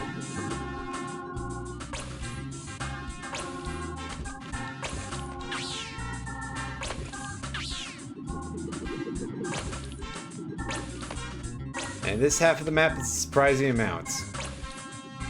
The back end, a little less so, but that's alright.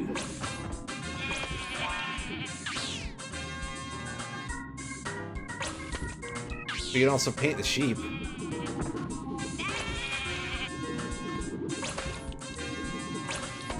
I heard the success noise for painting the one wall back there. I wonder if there's a thing for having a certain color set painted around the level. But I wouldn't know how you would learn that offhand. I haven't seen things that hint towards it very well yet.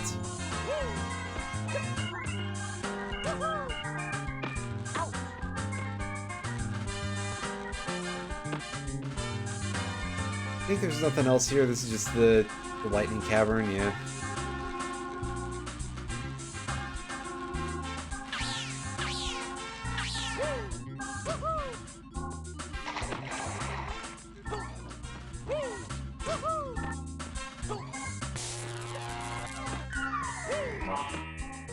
And yeah, that's it.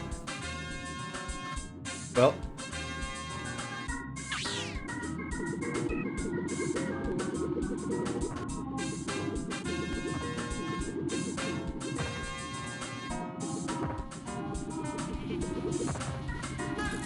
In that case, back out we go.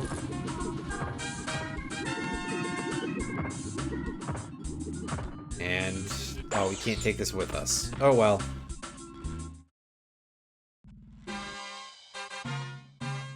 We move on out to the second, the sort of sub-map, I guess, really. Which is a bit strange to say when you consider that half of the stuff is here.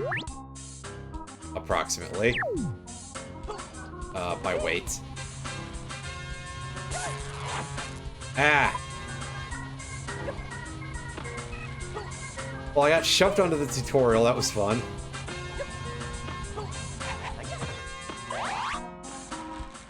And yeah, we can't call in the Dolphin just yet, we have to actually go find the dang thing.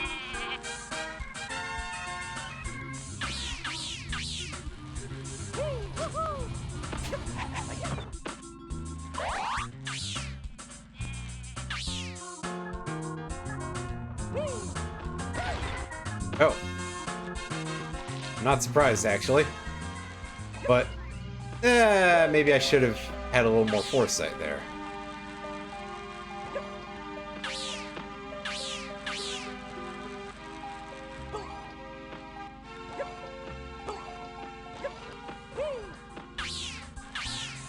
Get a little bit of that underwater remix. Kind of reminiscent of what they were doing in Banjo-Kazooie.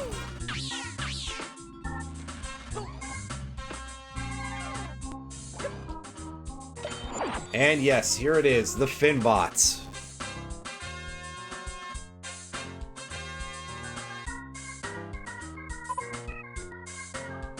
Ah, yes, a water-going vehicle. It's gonna be a bit of a mess, isn't it? Well, I don't think this controls as badly as all that, if I recall correctly.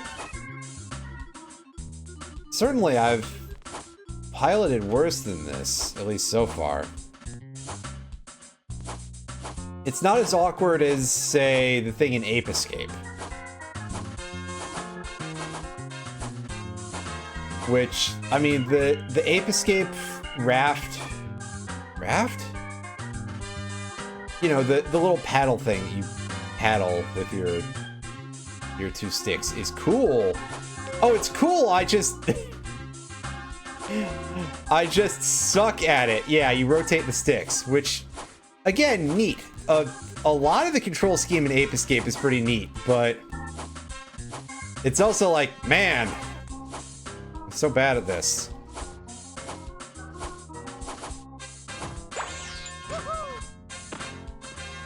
I kind of like how they had that, I think it was called the Sky Flyer, and it was the thing that you used to get your super jumps, and you spun the stick to wind it up, basically, and it was a little helicopter thing. That was pretty cool. Yeah, definitely, which, really does kind of make the Ape Escape sequels a very weird thing on some level, right? Because, like, hey, at least part of the point of why Ape Escape was like that was because they were out here with this new technology, this new gimmicky thing. And then once you hit the PS2 and onwards, the DualShock wasn't a gimmick, that was just how you controlled games. Then again, I say that, and, like, Armored Core 2 didn't use the DualShock sticks. I mean, okay, launch title, but, like, come on, guys. And consequently, that's why when I played an Armored Core game last time, it wasn't that one, even though that's a pretty good one to get your bearings with. It's because I was playing it with just the D-pad, and I was like, actually, this is probably going to not be the most pleasant experience I could have. And while, okay, it's a FromSoft game, I should be expecting pain, not like that. Not in the physical sense. Unless you, like, decide to kick your console out of anger, but...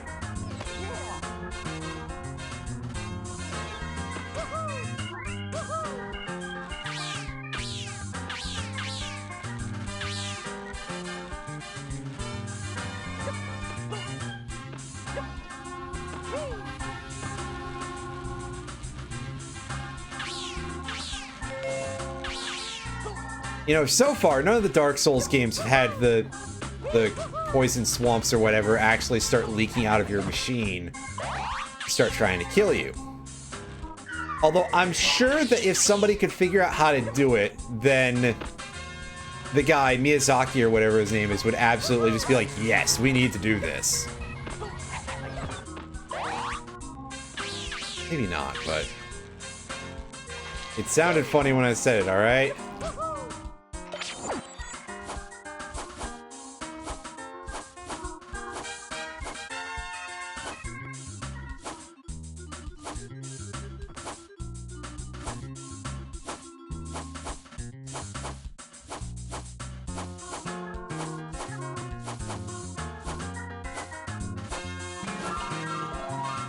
Okay, so I'm missing one more machine part, and we've got a Superman 64 here.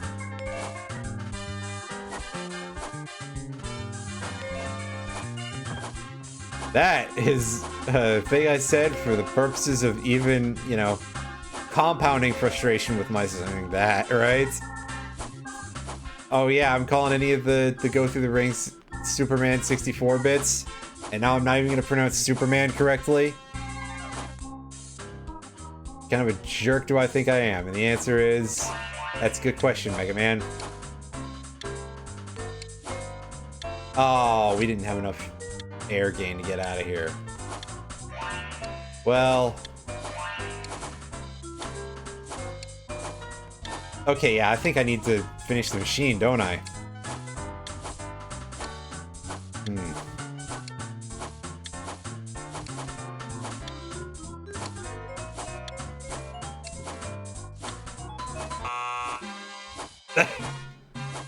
I love that, like, stock incorrect sound, buzzer. Like, what, did I start doing a she's stroking off my beef joke or something, and... wait.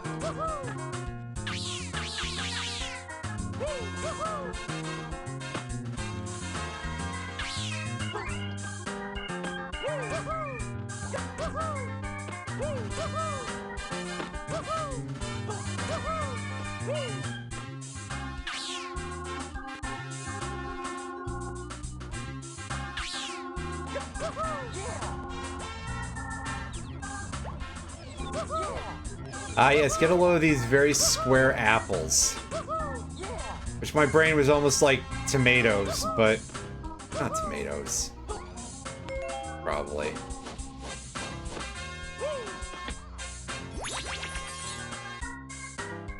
Squapples. Yeah, I know, right? They can join our other collection of polygonal fruits.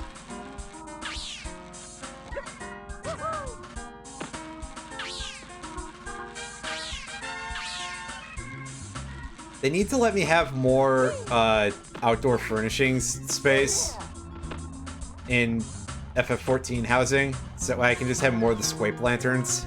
And just be like, okay, yeah, here, I'm gonna be a problem with a whole forest of these things. And then the actual forest next to it, which is all banana trees, but... I digress.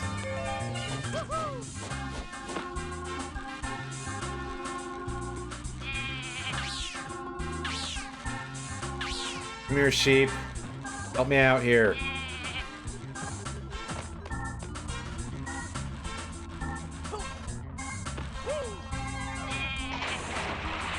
I don't know how this sheep is going to help me, but listen.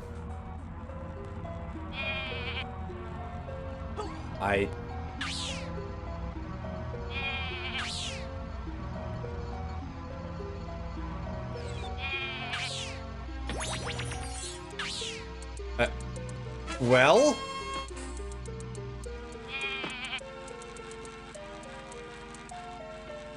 I didn't even realize that was there. I was just being an idiot.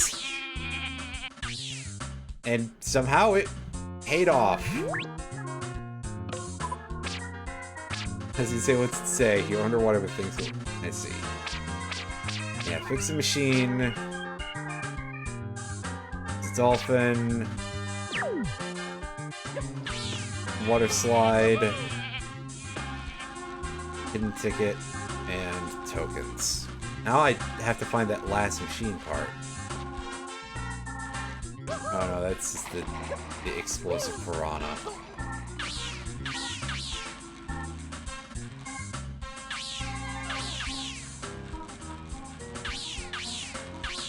What if I went back to the other side of the stage and looked for the piece there?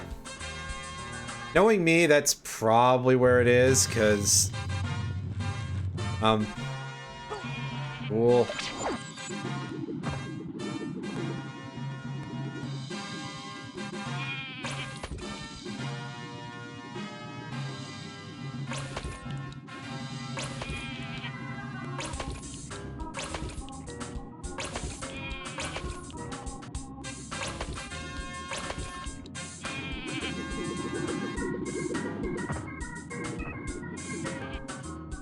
Okay, so is it just this or something?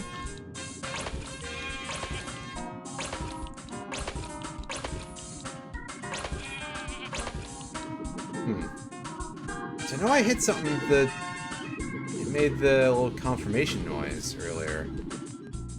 Or was the sheep getting stuck on the thing? It could have been the sheep getting stuck. Okay, no, that's just a flag on top of the building.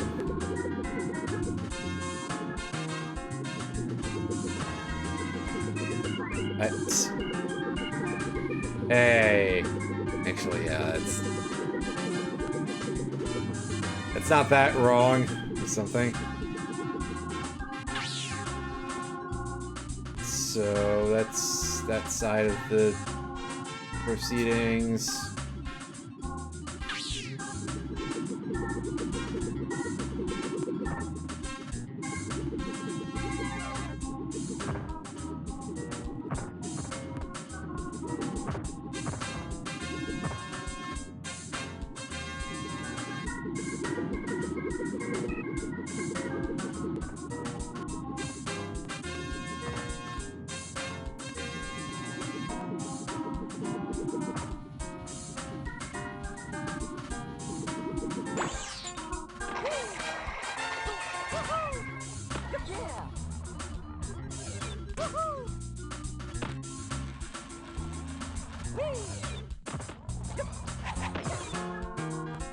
Just checking the area to make sure that I didn't miss anything here.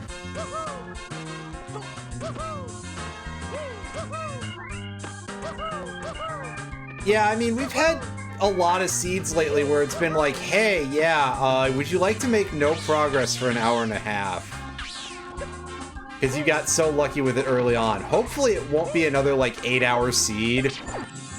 Because I'm sitting at 17 out of 20 triangles. I'll be a little bit salty if it's like, hey, you need 4 hours to get the 3 remaining triangle pieces you're missing.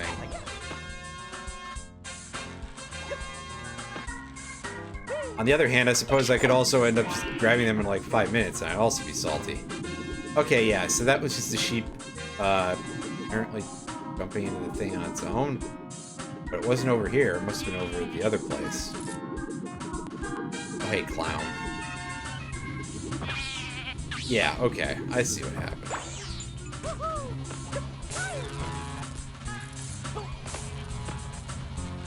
Hey, you want a piece of this, buddy?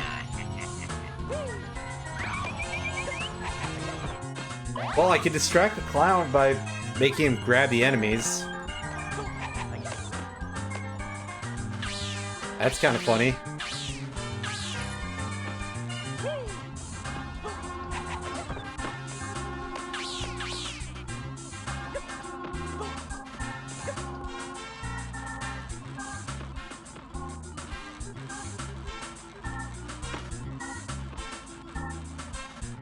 Yeah, like, if something horrible happens, sure, but... Come on, I'm not that bad at it. It's been a while since I've done a bunch of those, but, like... Yeesh.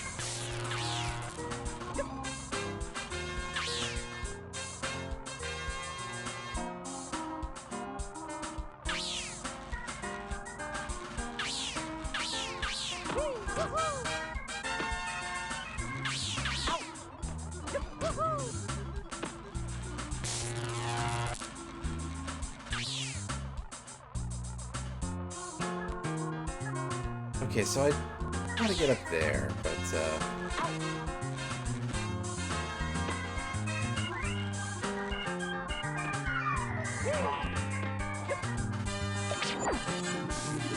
yeah, I mean, I feel like I'm not completely sucking. I'm probably making strange choices here and there, but, I mean, part of that is due to probably relative lack of familiarity anyway, but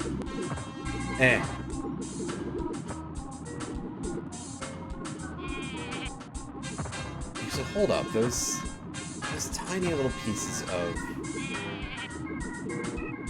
thing are still here. Can you pick those up? Wow, alright. Don't have anything, but neat. I thought that was just supposed to be a weird particle effect, but... And that it would, those would, like, disappear after a couple of seconds, but the answer is no, actually.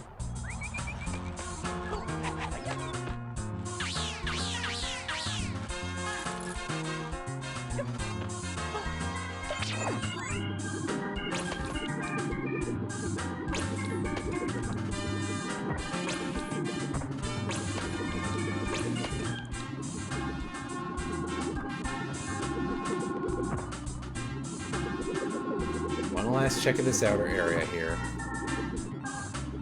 It's very necessity.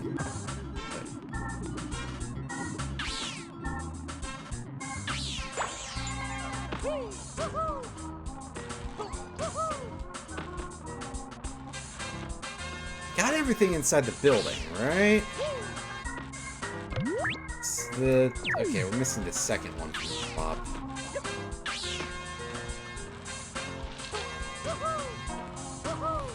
Oh, nice. There's a health upgrade, so that would be a good thing to grab.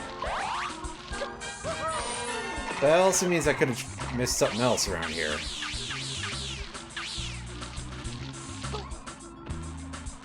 Means I was completely right to come back here.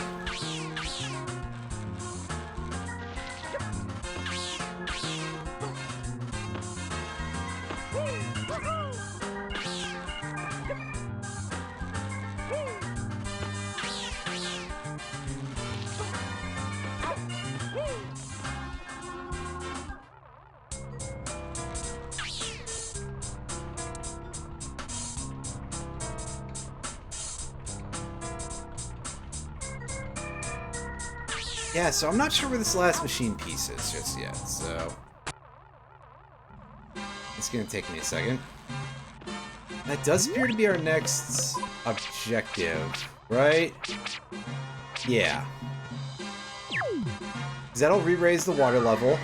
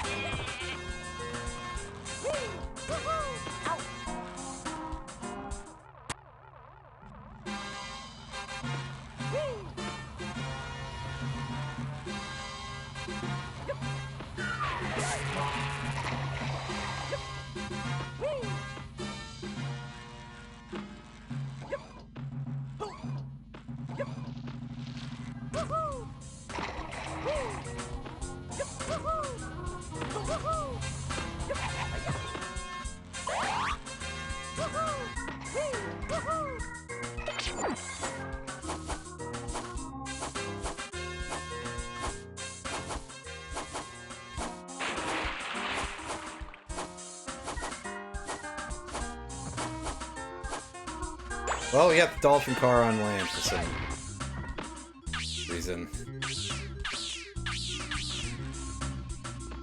Now it's even further on the land because of the exploding piranha fish.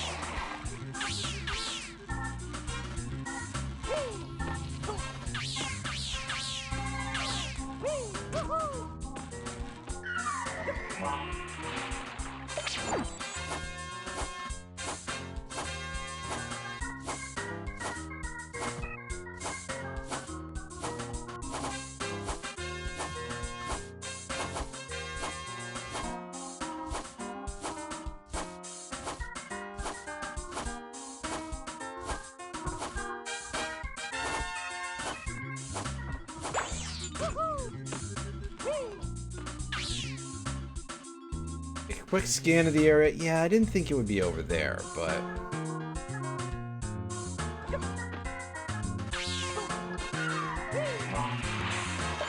Well, now I'm just at kind of a complete loss, so I guess I'm gonna do what I usually do in a case like this. And straighten up in my chair first, and then... go check some online resources for this.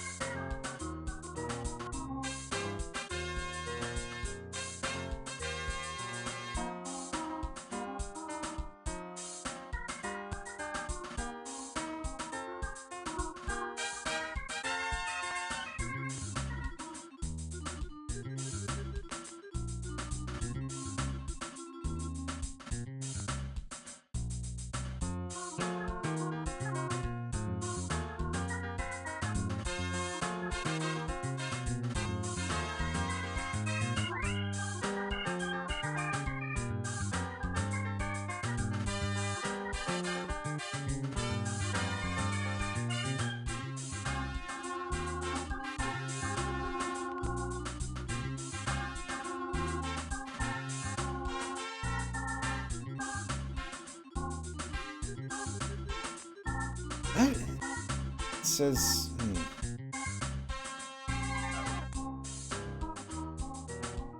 Ah! I just dropped my controller. Hang on a second. It's under my desk.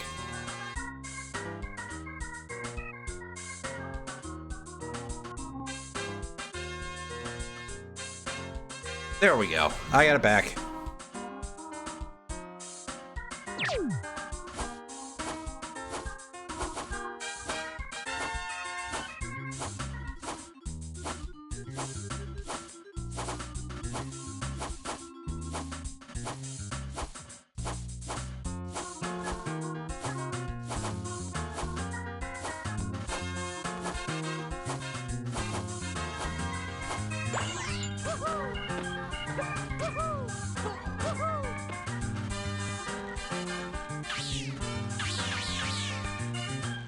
No, not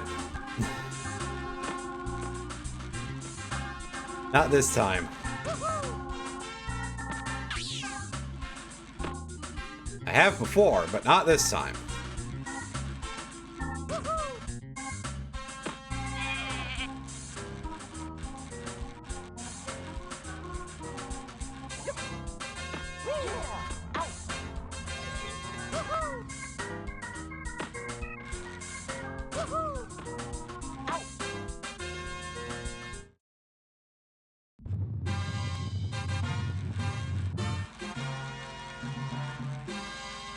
Alright, well, I'm following the guide here and seeing what it says. By that I mean I can already see what it says, and I'm going where it says to...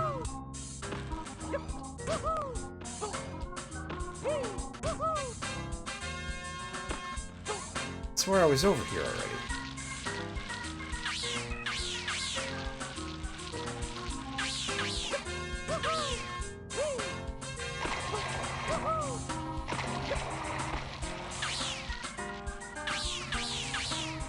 Very right side. Okay. Oh my god, it's been out of the draw distance this whole time. That's why. Dang. It's a lot shorter in this game than I thought it was.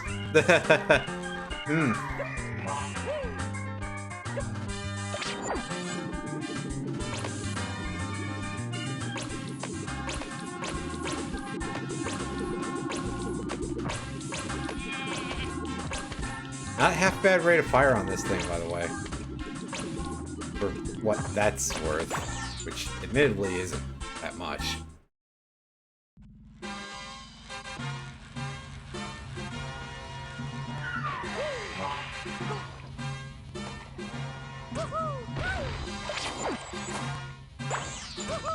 Oh yeah, I don't need this. I just need to go across the water with this.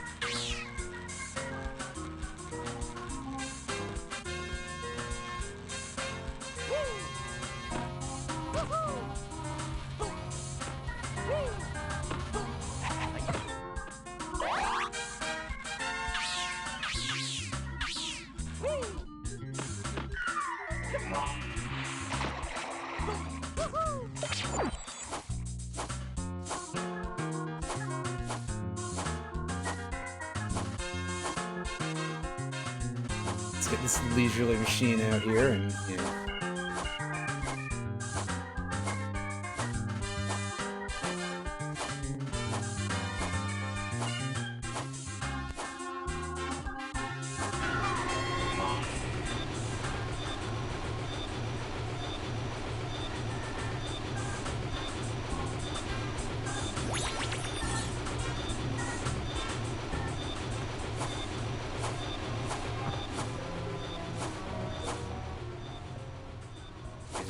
Flop there, that would be good.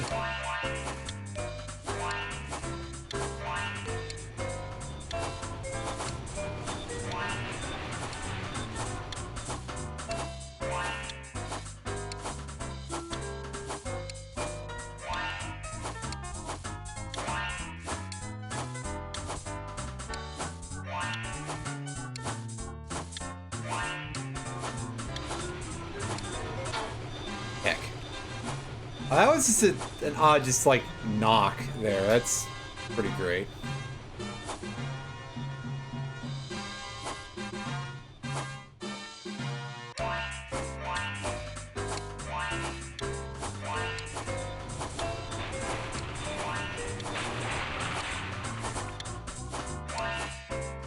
Doesn't really seem to communicate. Oh, you fucked up. That's just like a very small amount of noise, period. I don't know, I think it's odd. Anyway, time is too short here for us to not take a reset on that, because we will surely need more time than that.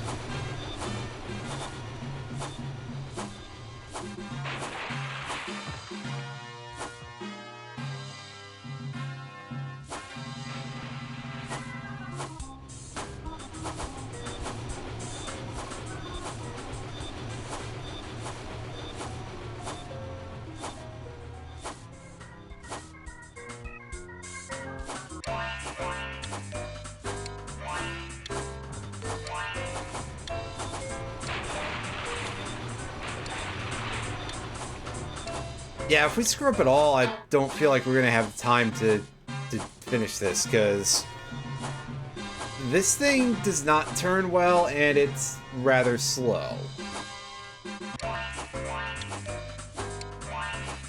So for something like this that needs you to be swift, that's a bit of a problem.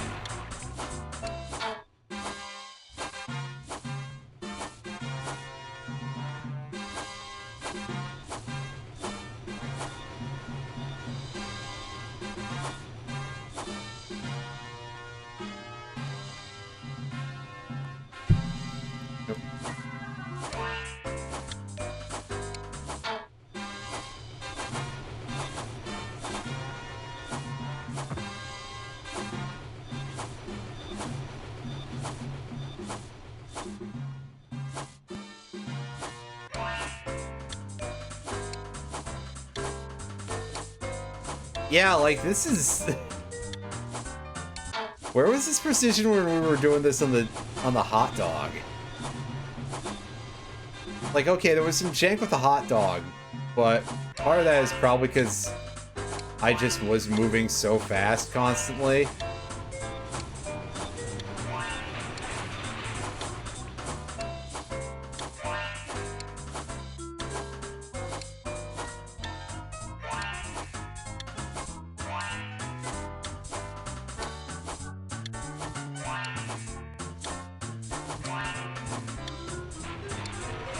Are you fucking kidding me? How did that not count? That's... That... Okay. Alright, game. Sure. You have to be very conclusively inside the ring in order for some of these to... Like, again, that looked fine. I mean, maybe it was a depth perception problem, but still...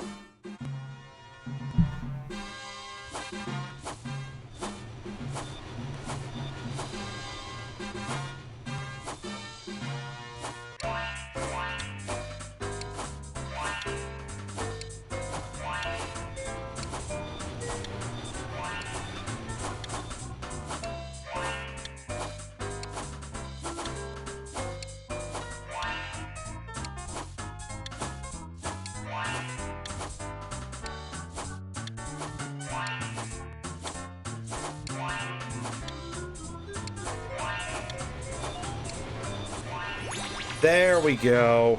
That's better. We had plenty of time for that if we were able to actually hit all the things conclusively every time.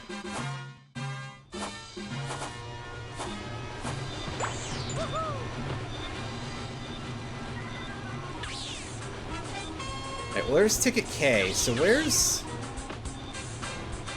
number H? I saw that earlier.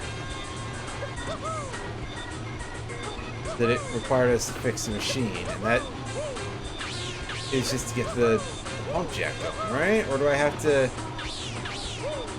I have to probably go back to that electric fence area, don't I?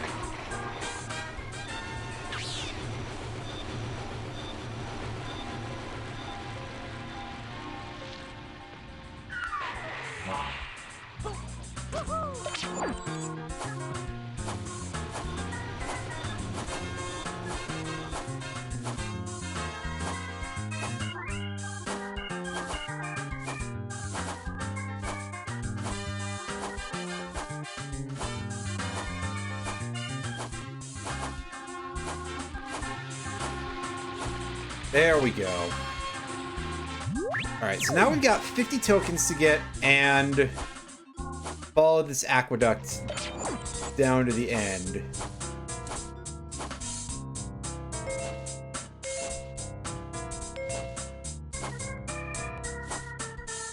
In order to get the last ticket.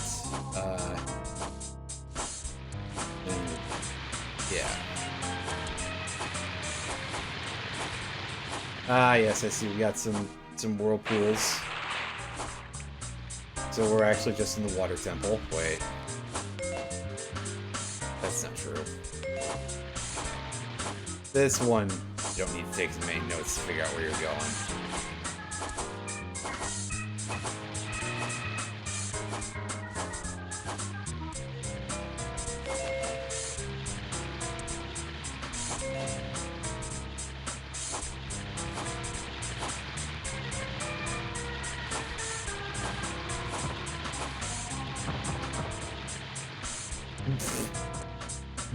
That looks so sad. It's kind of funny, actually.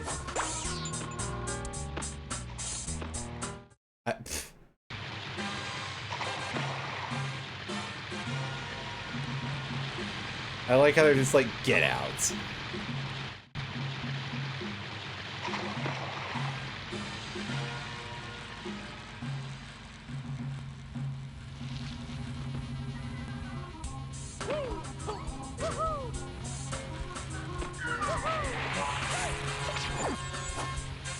Wow, fucking mosquitoes. Being real mean today.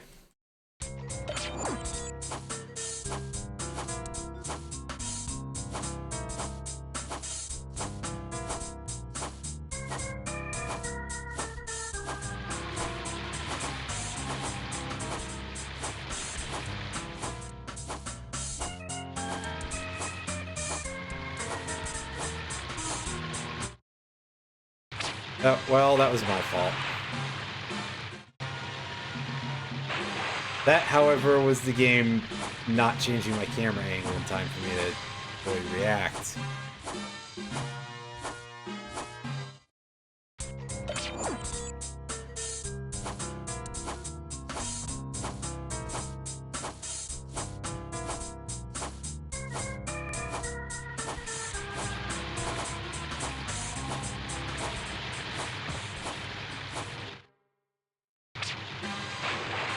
It's fine, just give me the suck.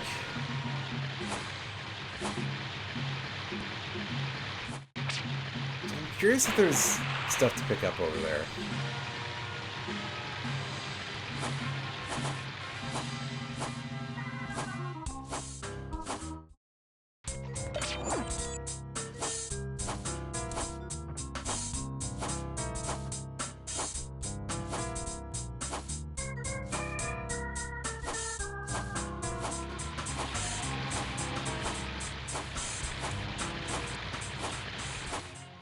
Go low for that, and... Oh,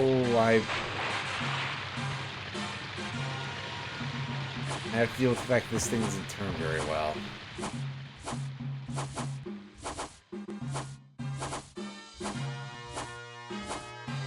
Okay, is this literally just the...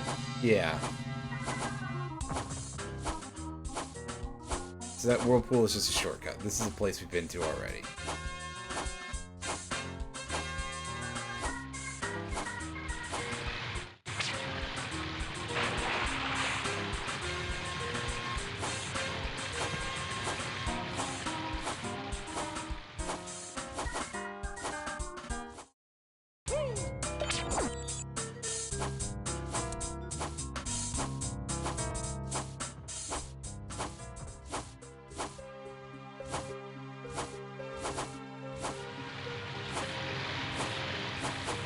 Stay low.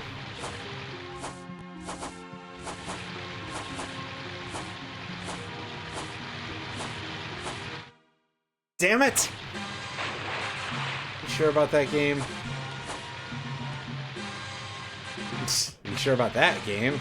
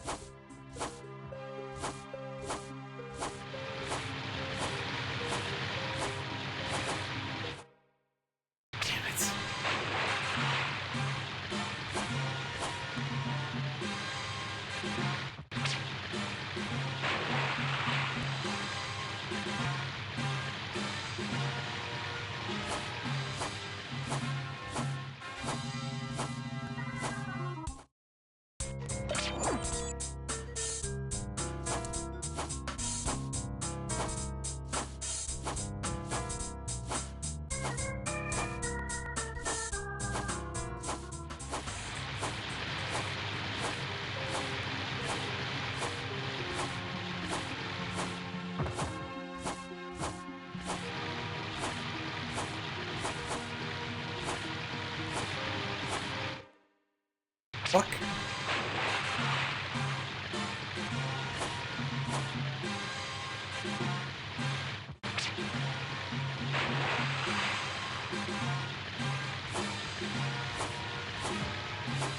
This drives me a little bit nuts.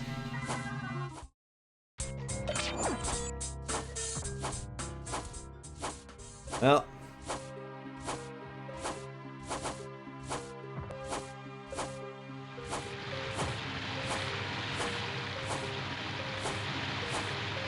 It's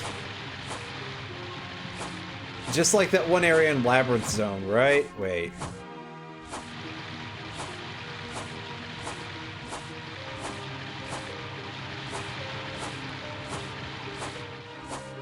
There we go. We got past that.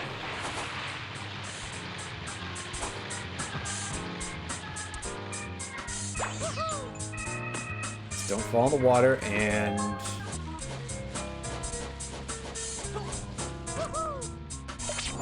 back in the Dolphin somehow.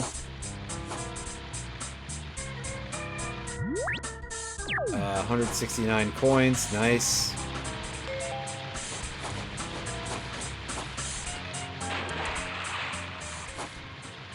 That makes me worry that I've lost like a singular one somewhere in a very weird spot. And I'm going to be spending like eons trying to find it after this point.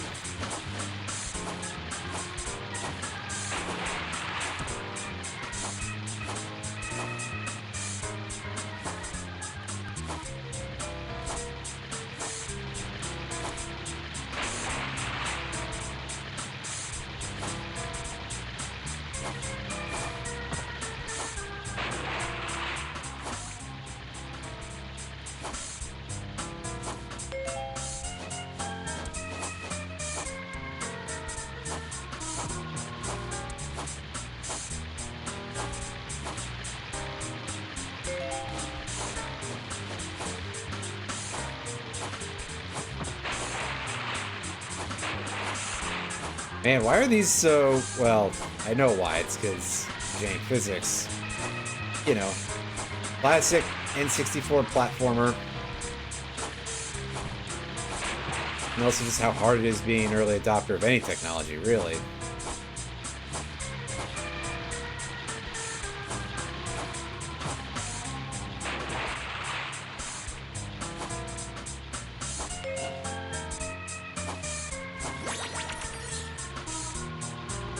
Oh, well, alright then.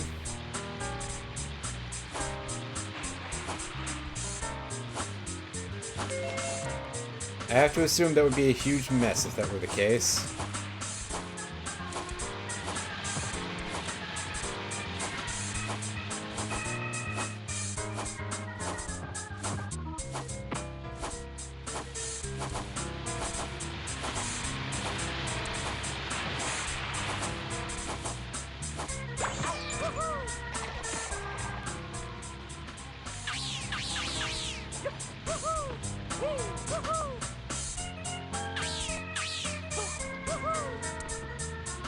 Wow.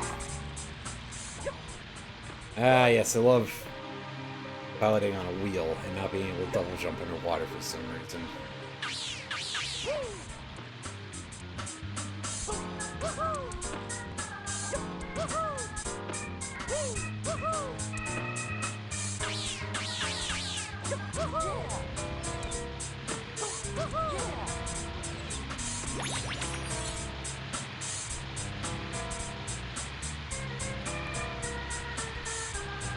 Alright, well, that's a start, I guess.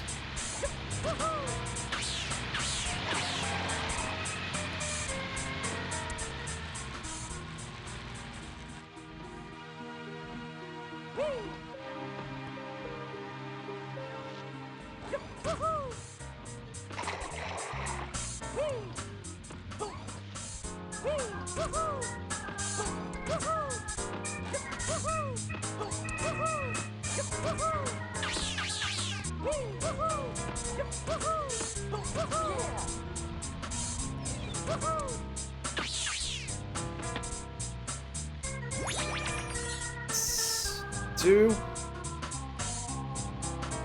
Gets those things going. Oh, I don't like the rotating block that I saw there. That makes me a little bit worried.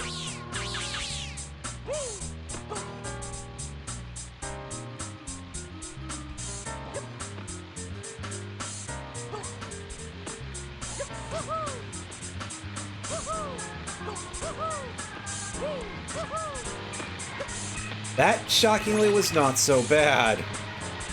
Alright, well now I just have to get up there, which I'm sure operates incredibly well.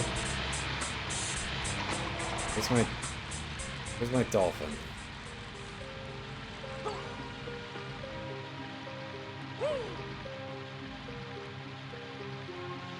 Can even get on the old one if I want to. If I'm able to land in it properly.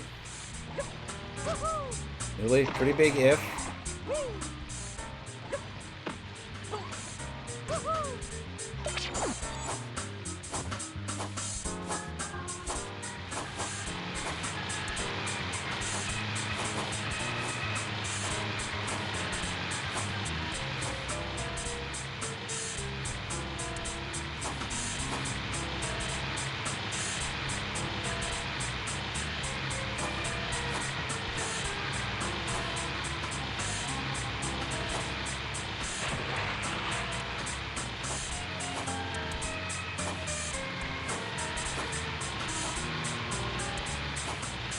Come on!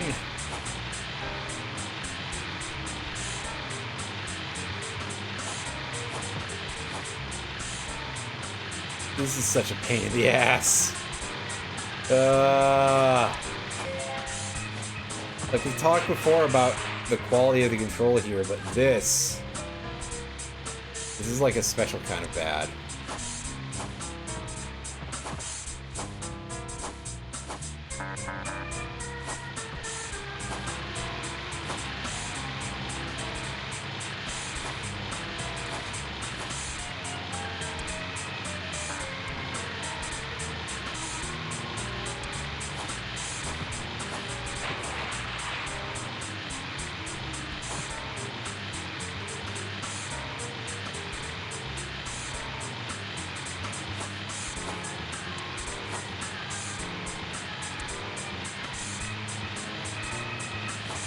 Can we get out of this? I highly doubt it, but I'm trying. No, I'm gonna reset. Never mind. It's too much effort at this point. For 0 results.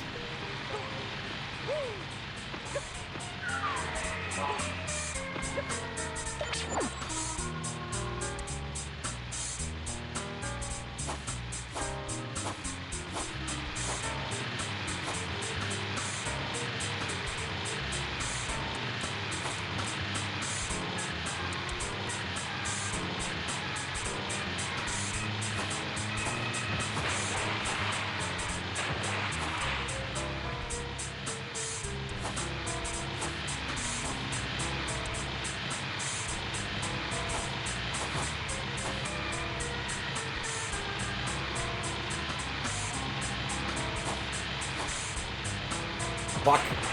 Fuck. Fuck this. I mean, at least it's a short recovery, but still. Like, come on, give me some sort of a better branch for this. It's too early in the game for this to be this precise, and I know that it's not like they designed it that way. It's because mechanically this whole game is just absolute jank.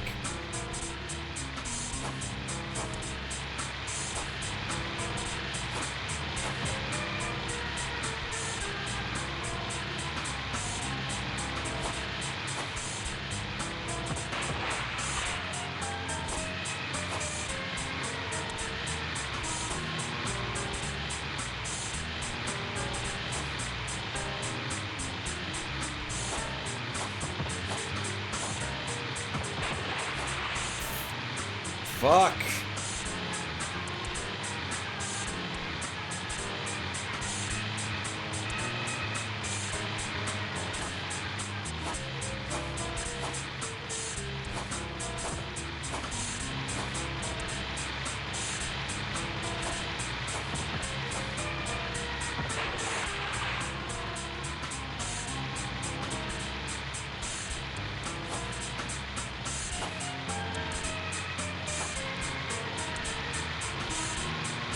Hey, this part is a pain in the butt, because I'm only missing 3 tokens at least, so that's good. And we finally got over just as soon as you came back, but yeah, those jumps are really messy.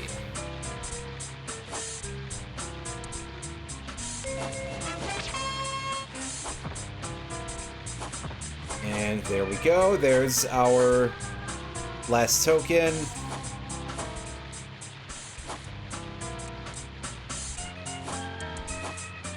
Okay, I see. That was actually a crate there. Okay. So now I assume we just have to stay safe from the currents. Not really, no. A couple of them I struggled to collect properly because I just was having a little bit of a rough time, but I didn't struggle finding them. They were all fairly easy to find, I think.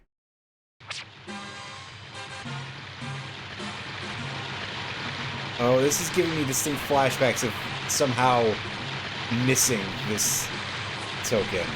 Or ticket, pardon me, not token. There we go. We got it this time, and that is everything for this level as well. Maybe 100%ing this wouldn't be so bad, actually. Especially if we already need like 80% of everything to finish the game. It's starting to seem fairly doable. But we will see later on, I guess. Let's get our health back. Not that we necessarily super need that, but may as well, right? That mosquito was not giving us any difficulty, so we'll take the health.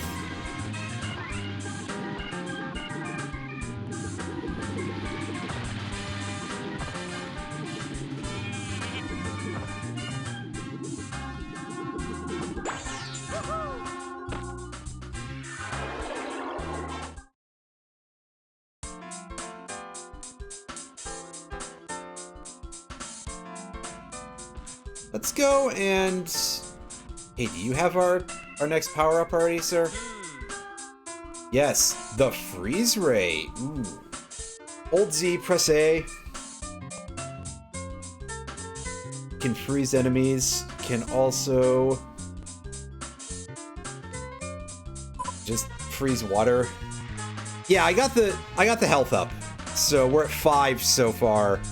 5 max health. Because we got 2 of them from both the levels so far. I like how he's informing us by the way of a ticket switch that we absolutely cannot get to yet. They must really expect you to not get a ton of these tokens.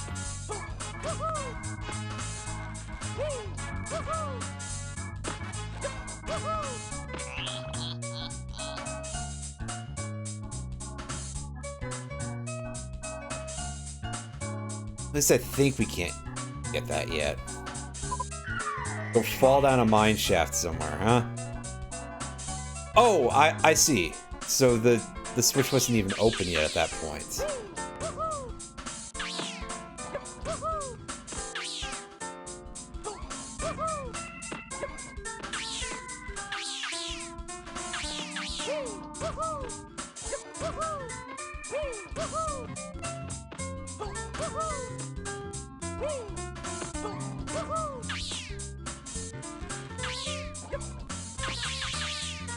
Do something up here, right?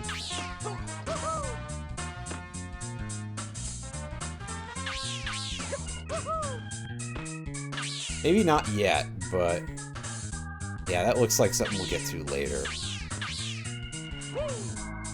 Oh, also we can deal with this ticket switch, I believe.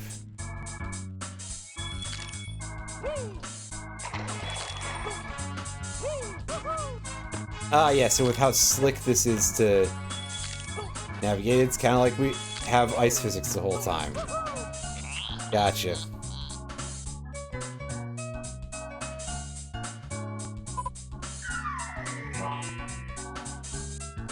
Ah, yeah, there we go. That'll open level 4, which we really don't need to do yet. But hey, neat that it's available. I think that's level 4. I'm fairly confident that's level 4.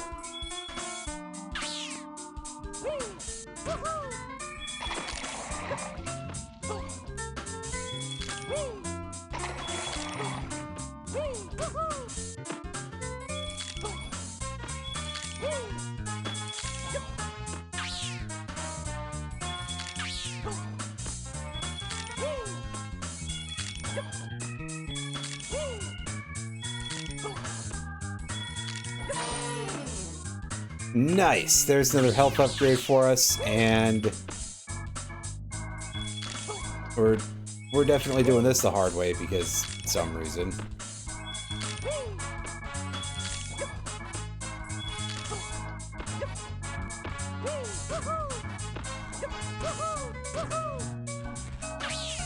Yeah, the 40 ticket one requires us to get the grappling beam that we don't have yet. I do want to see any of these.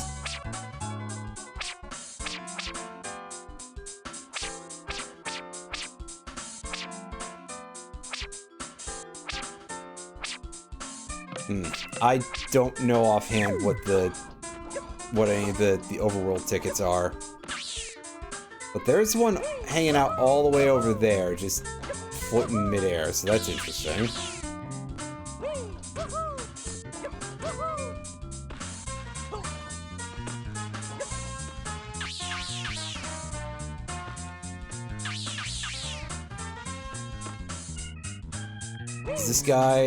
Does this lead us anywhere where we can do anything other than go into the next level, which, and by next level I mean level 4.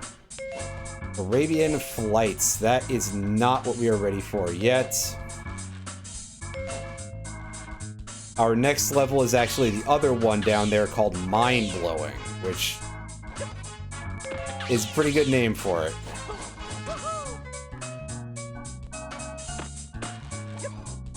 there's still more stuff for us to get there, but we will worry about that when I continue with this game on Thursday, I believe. We're gonna hit that save and quit and see what that looks like.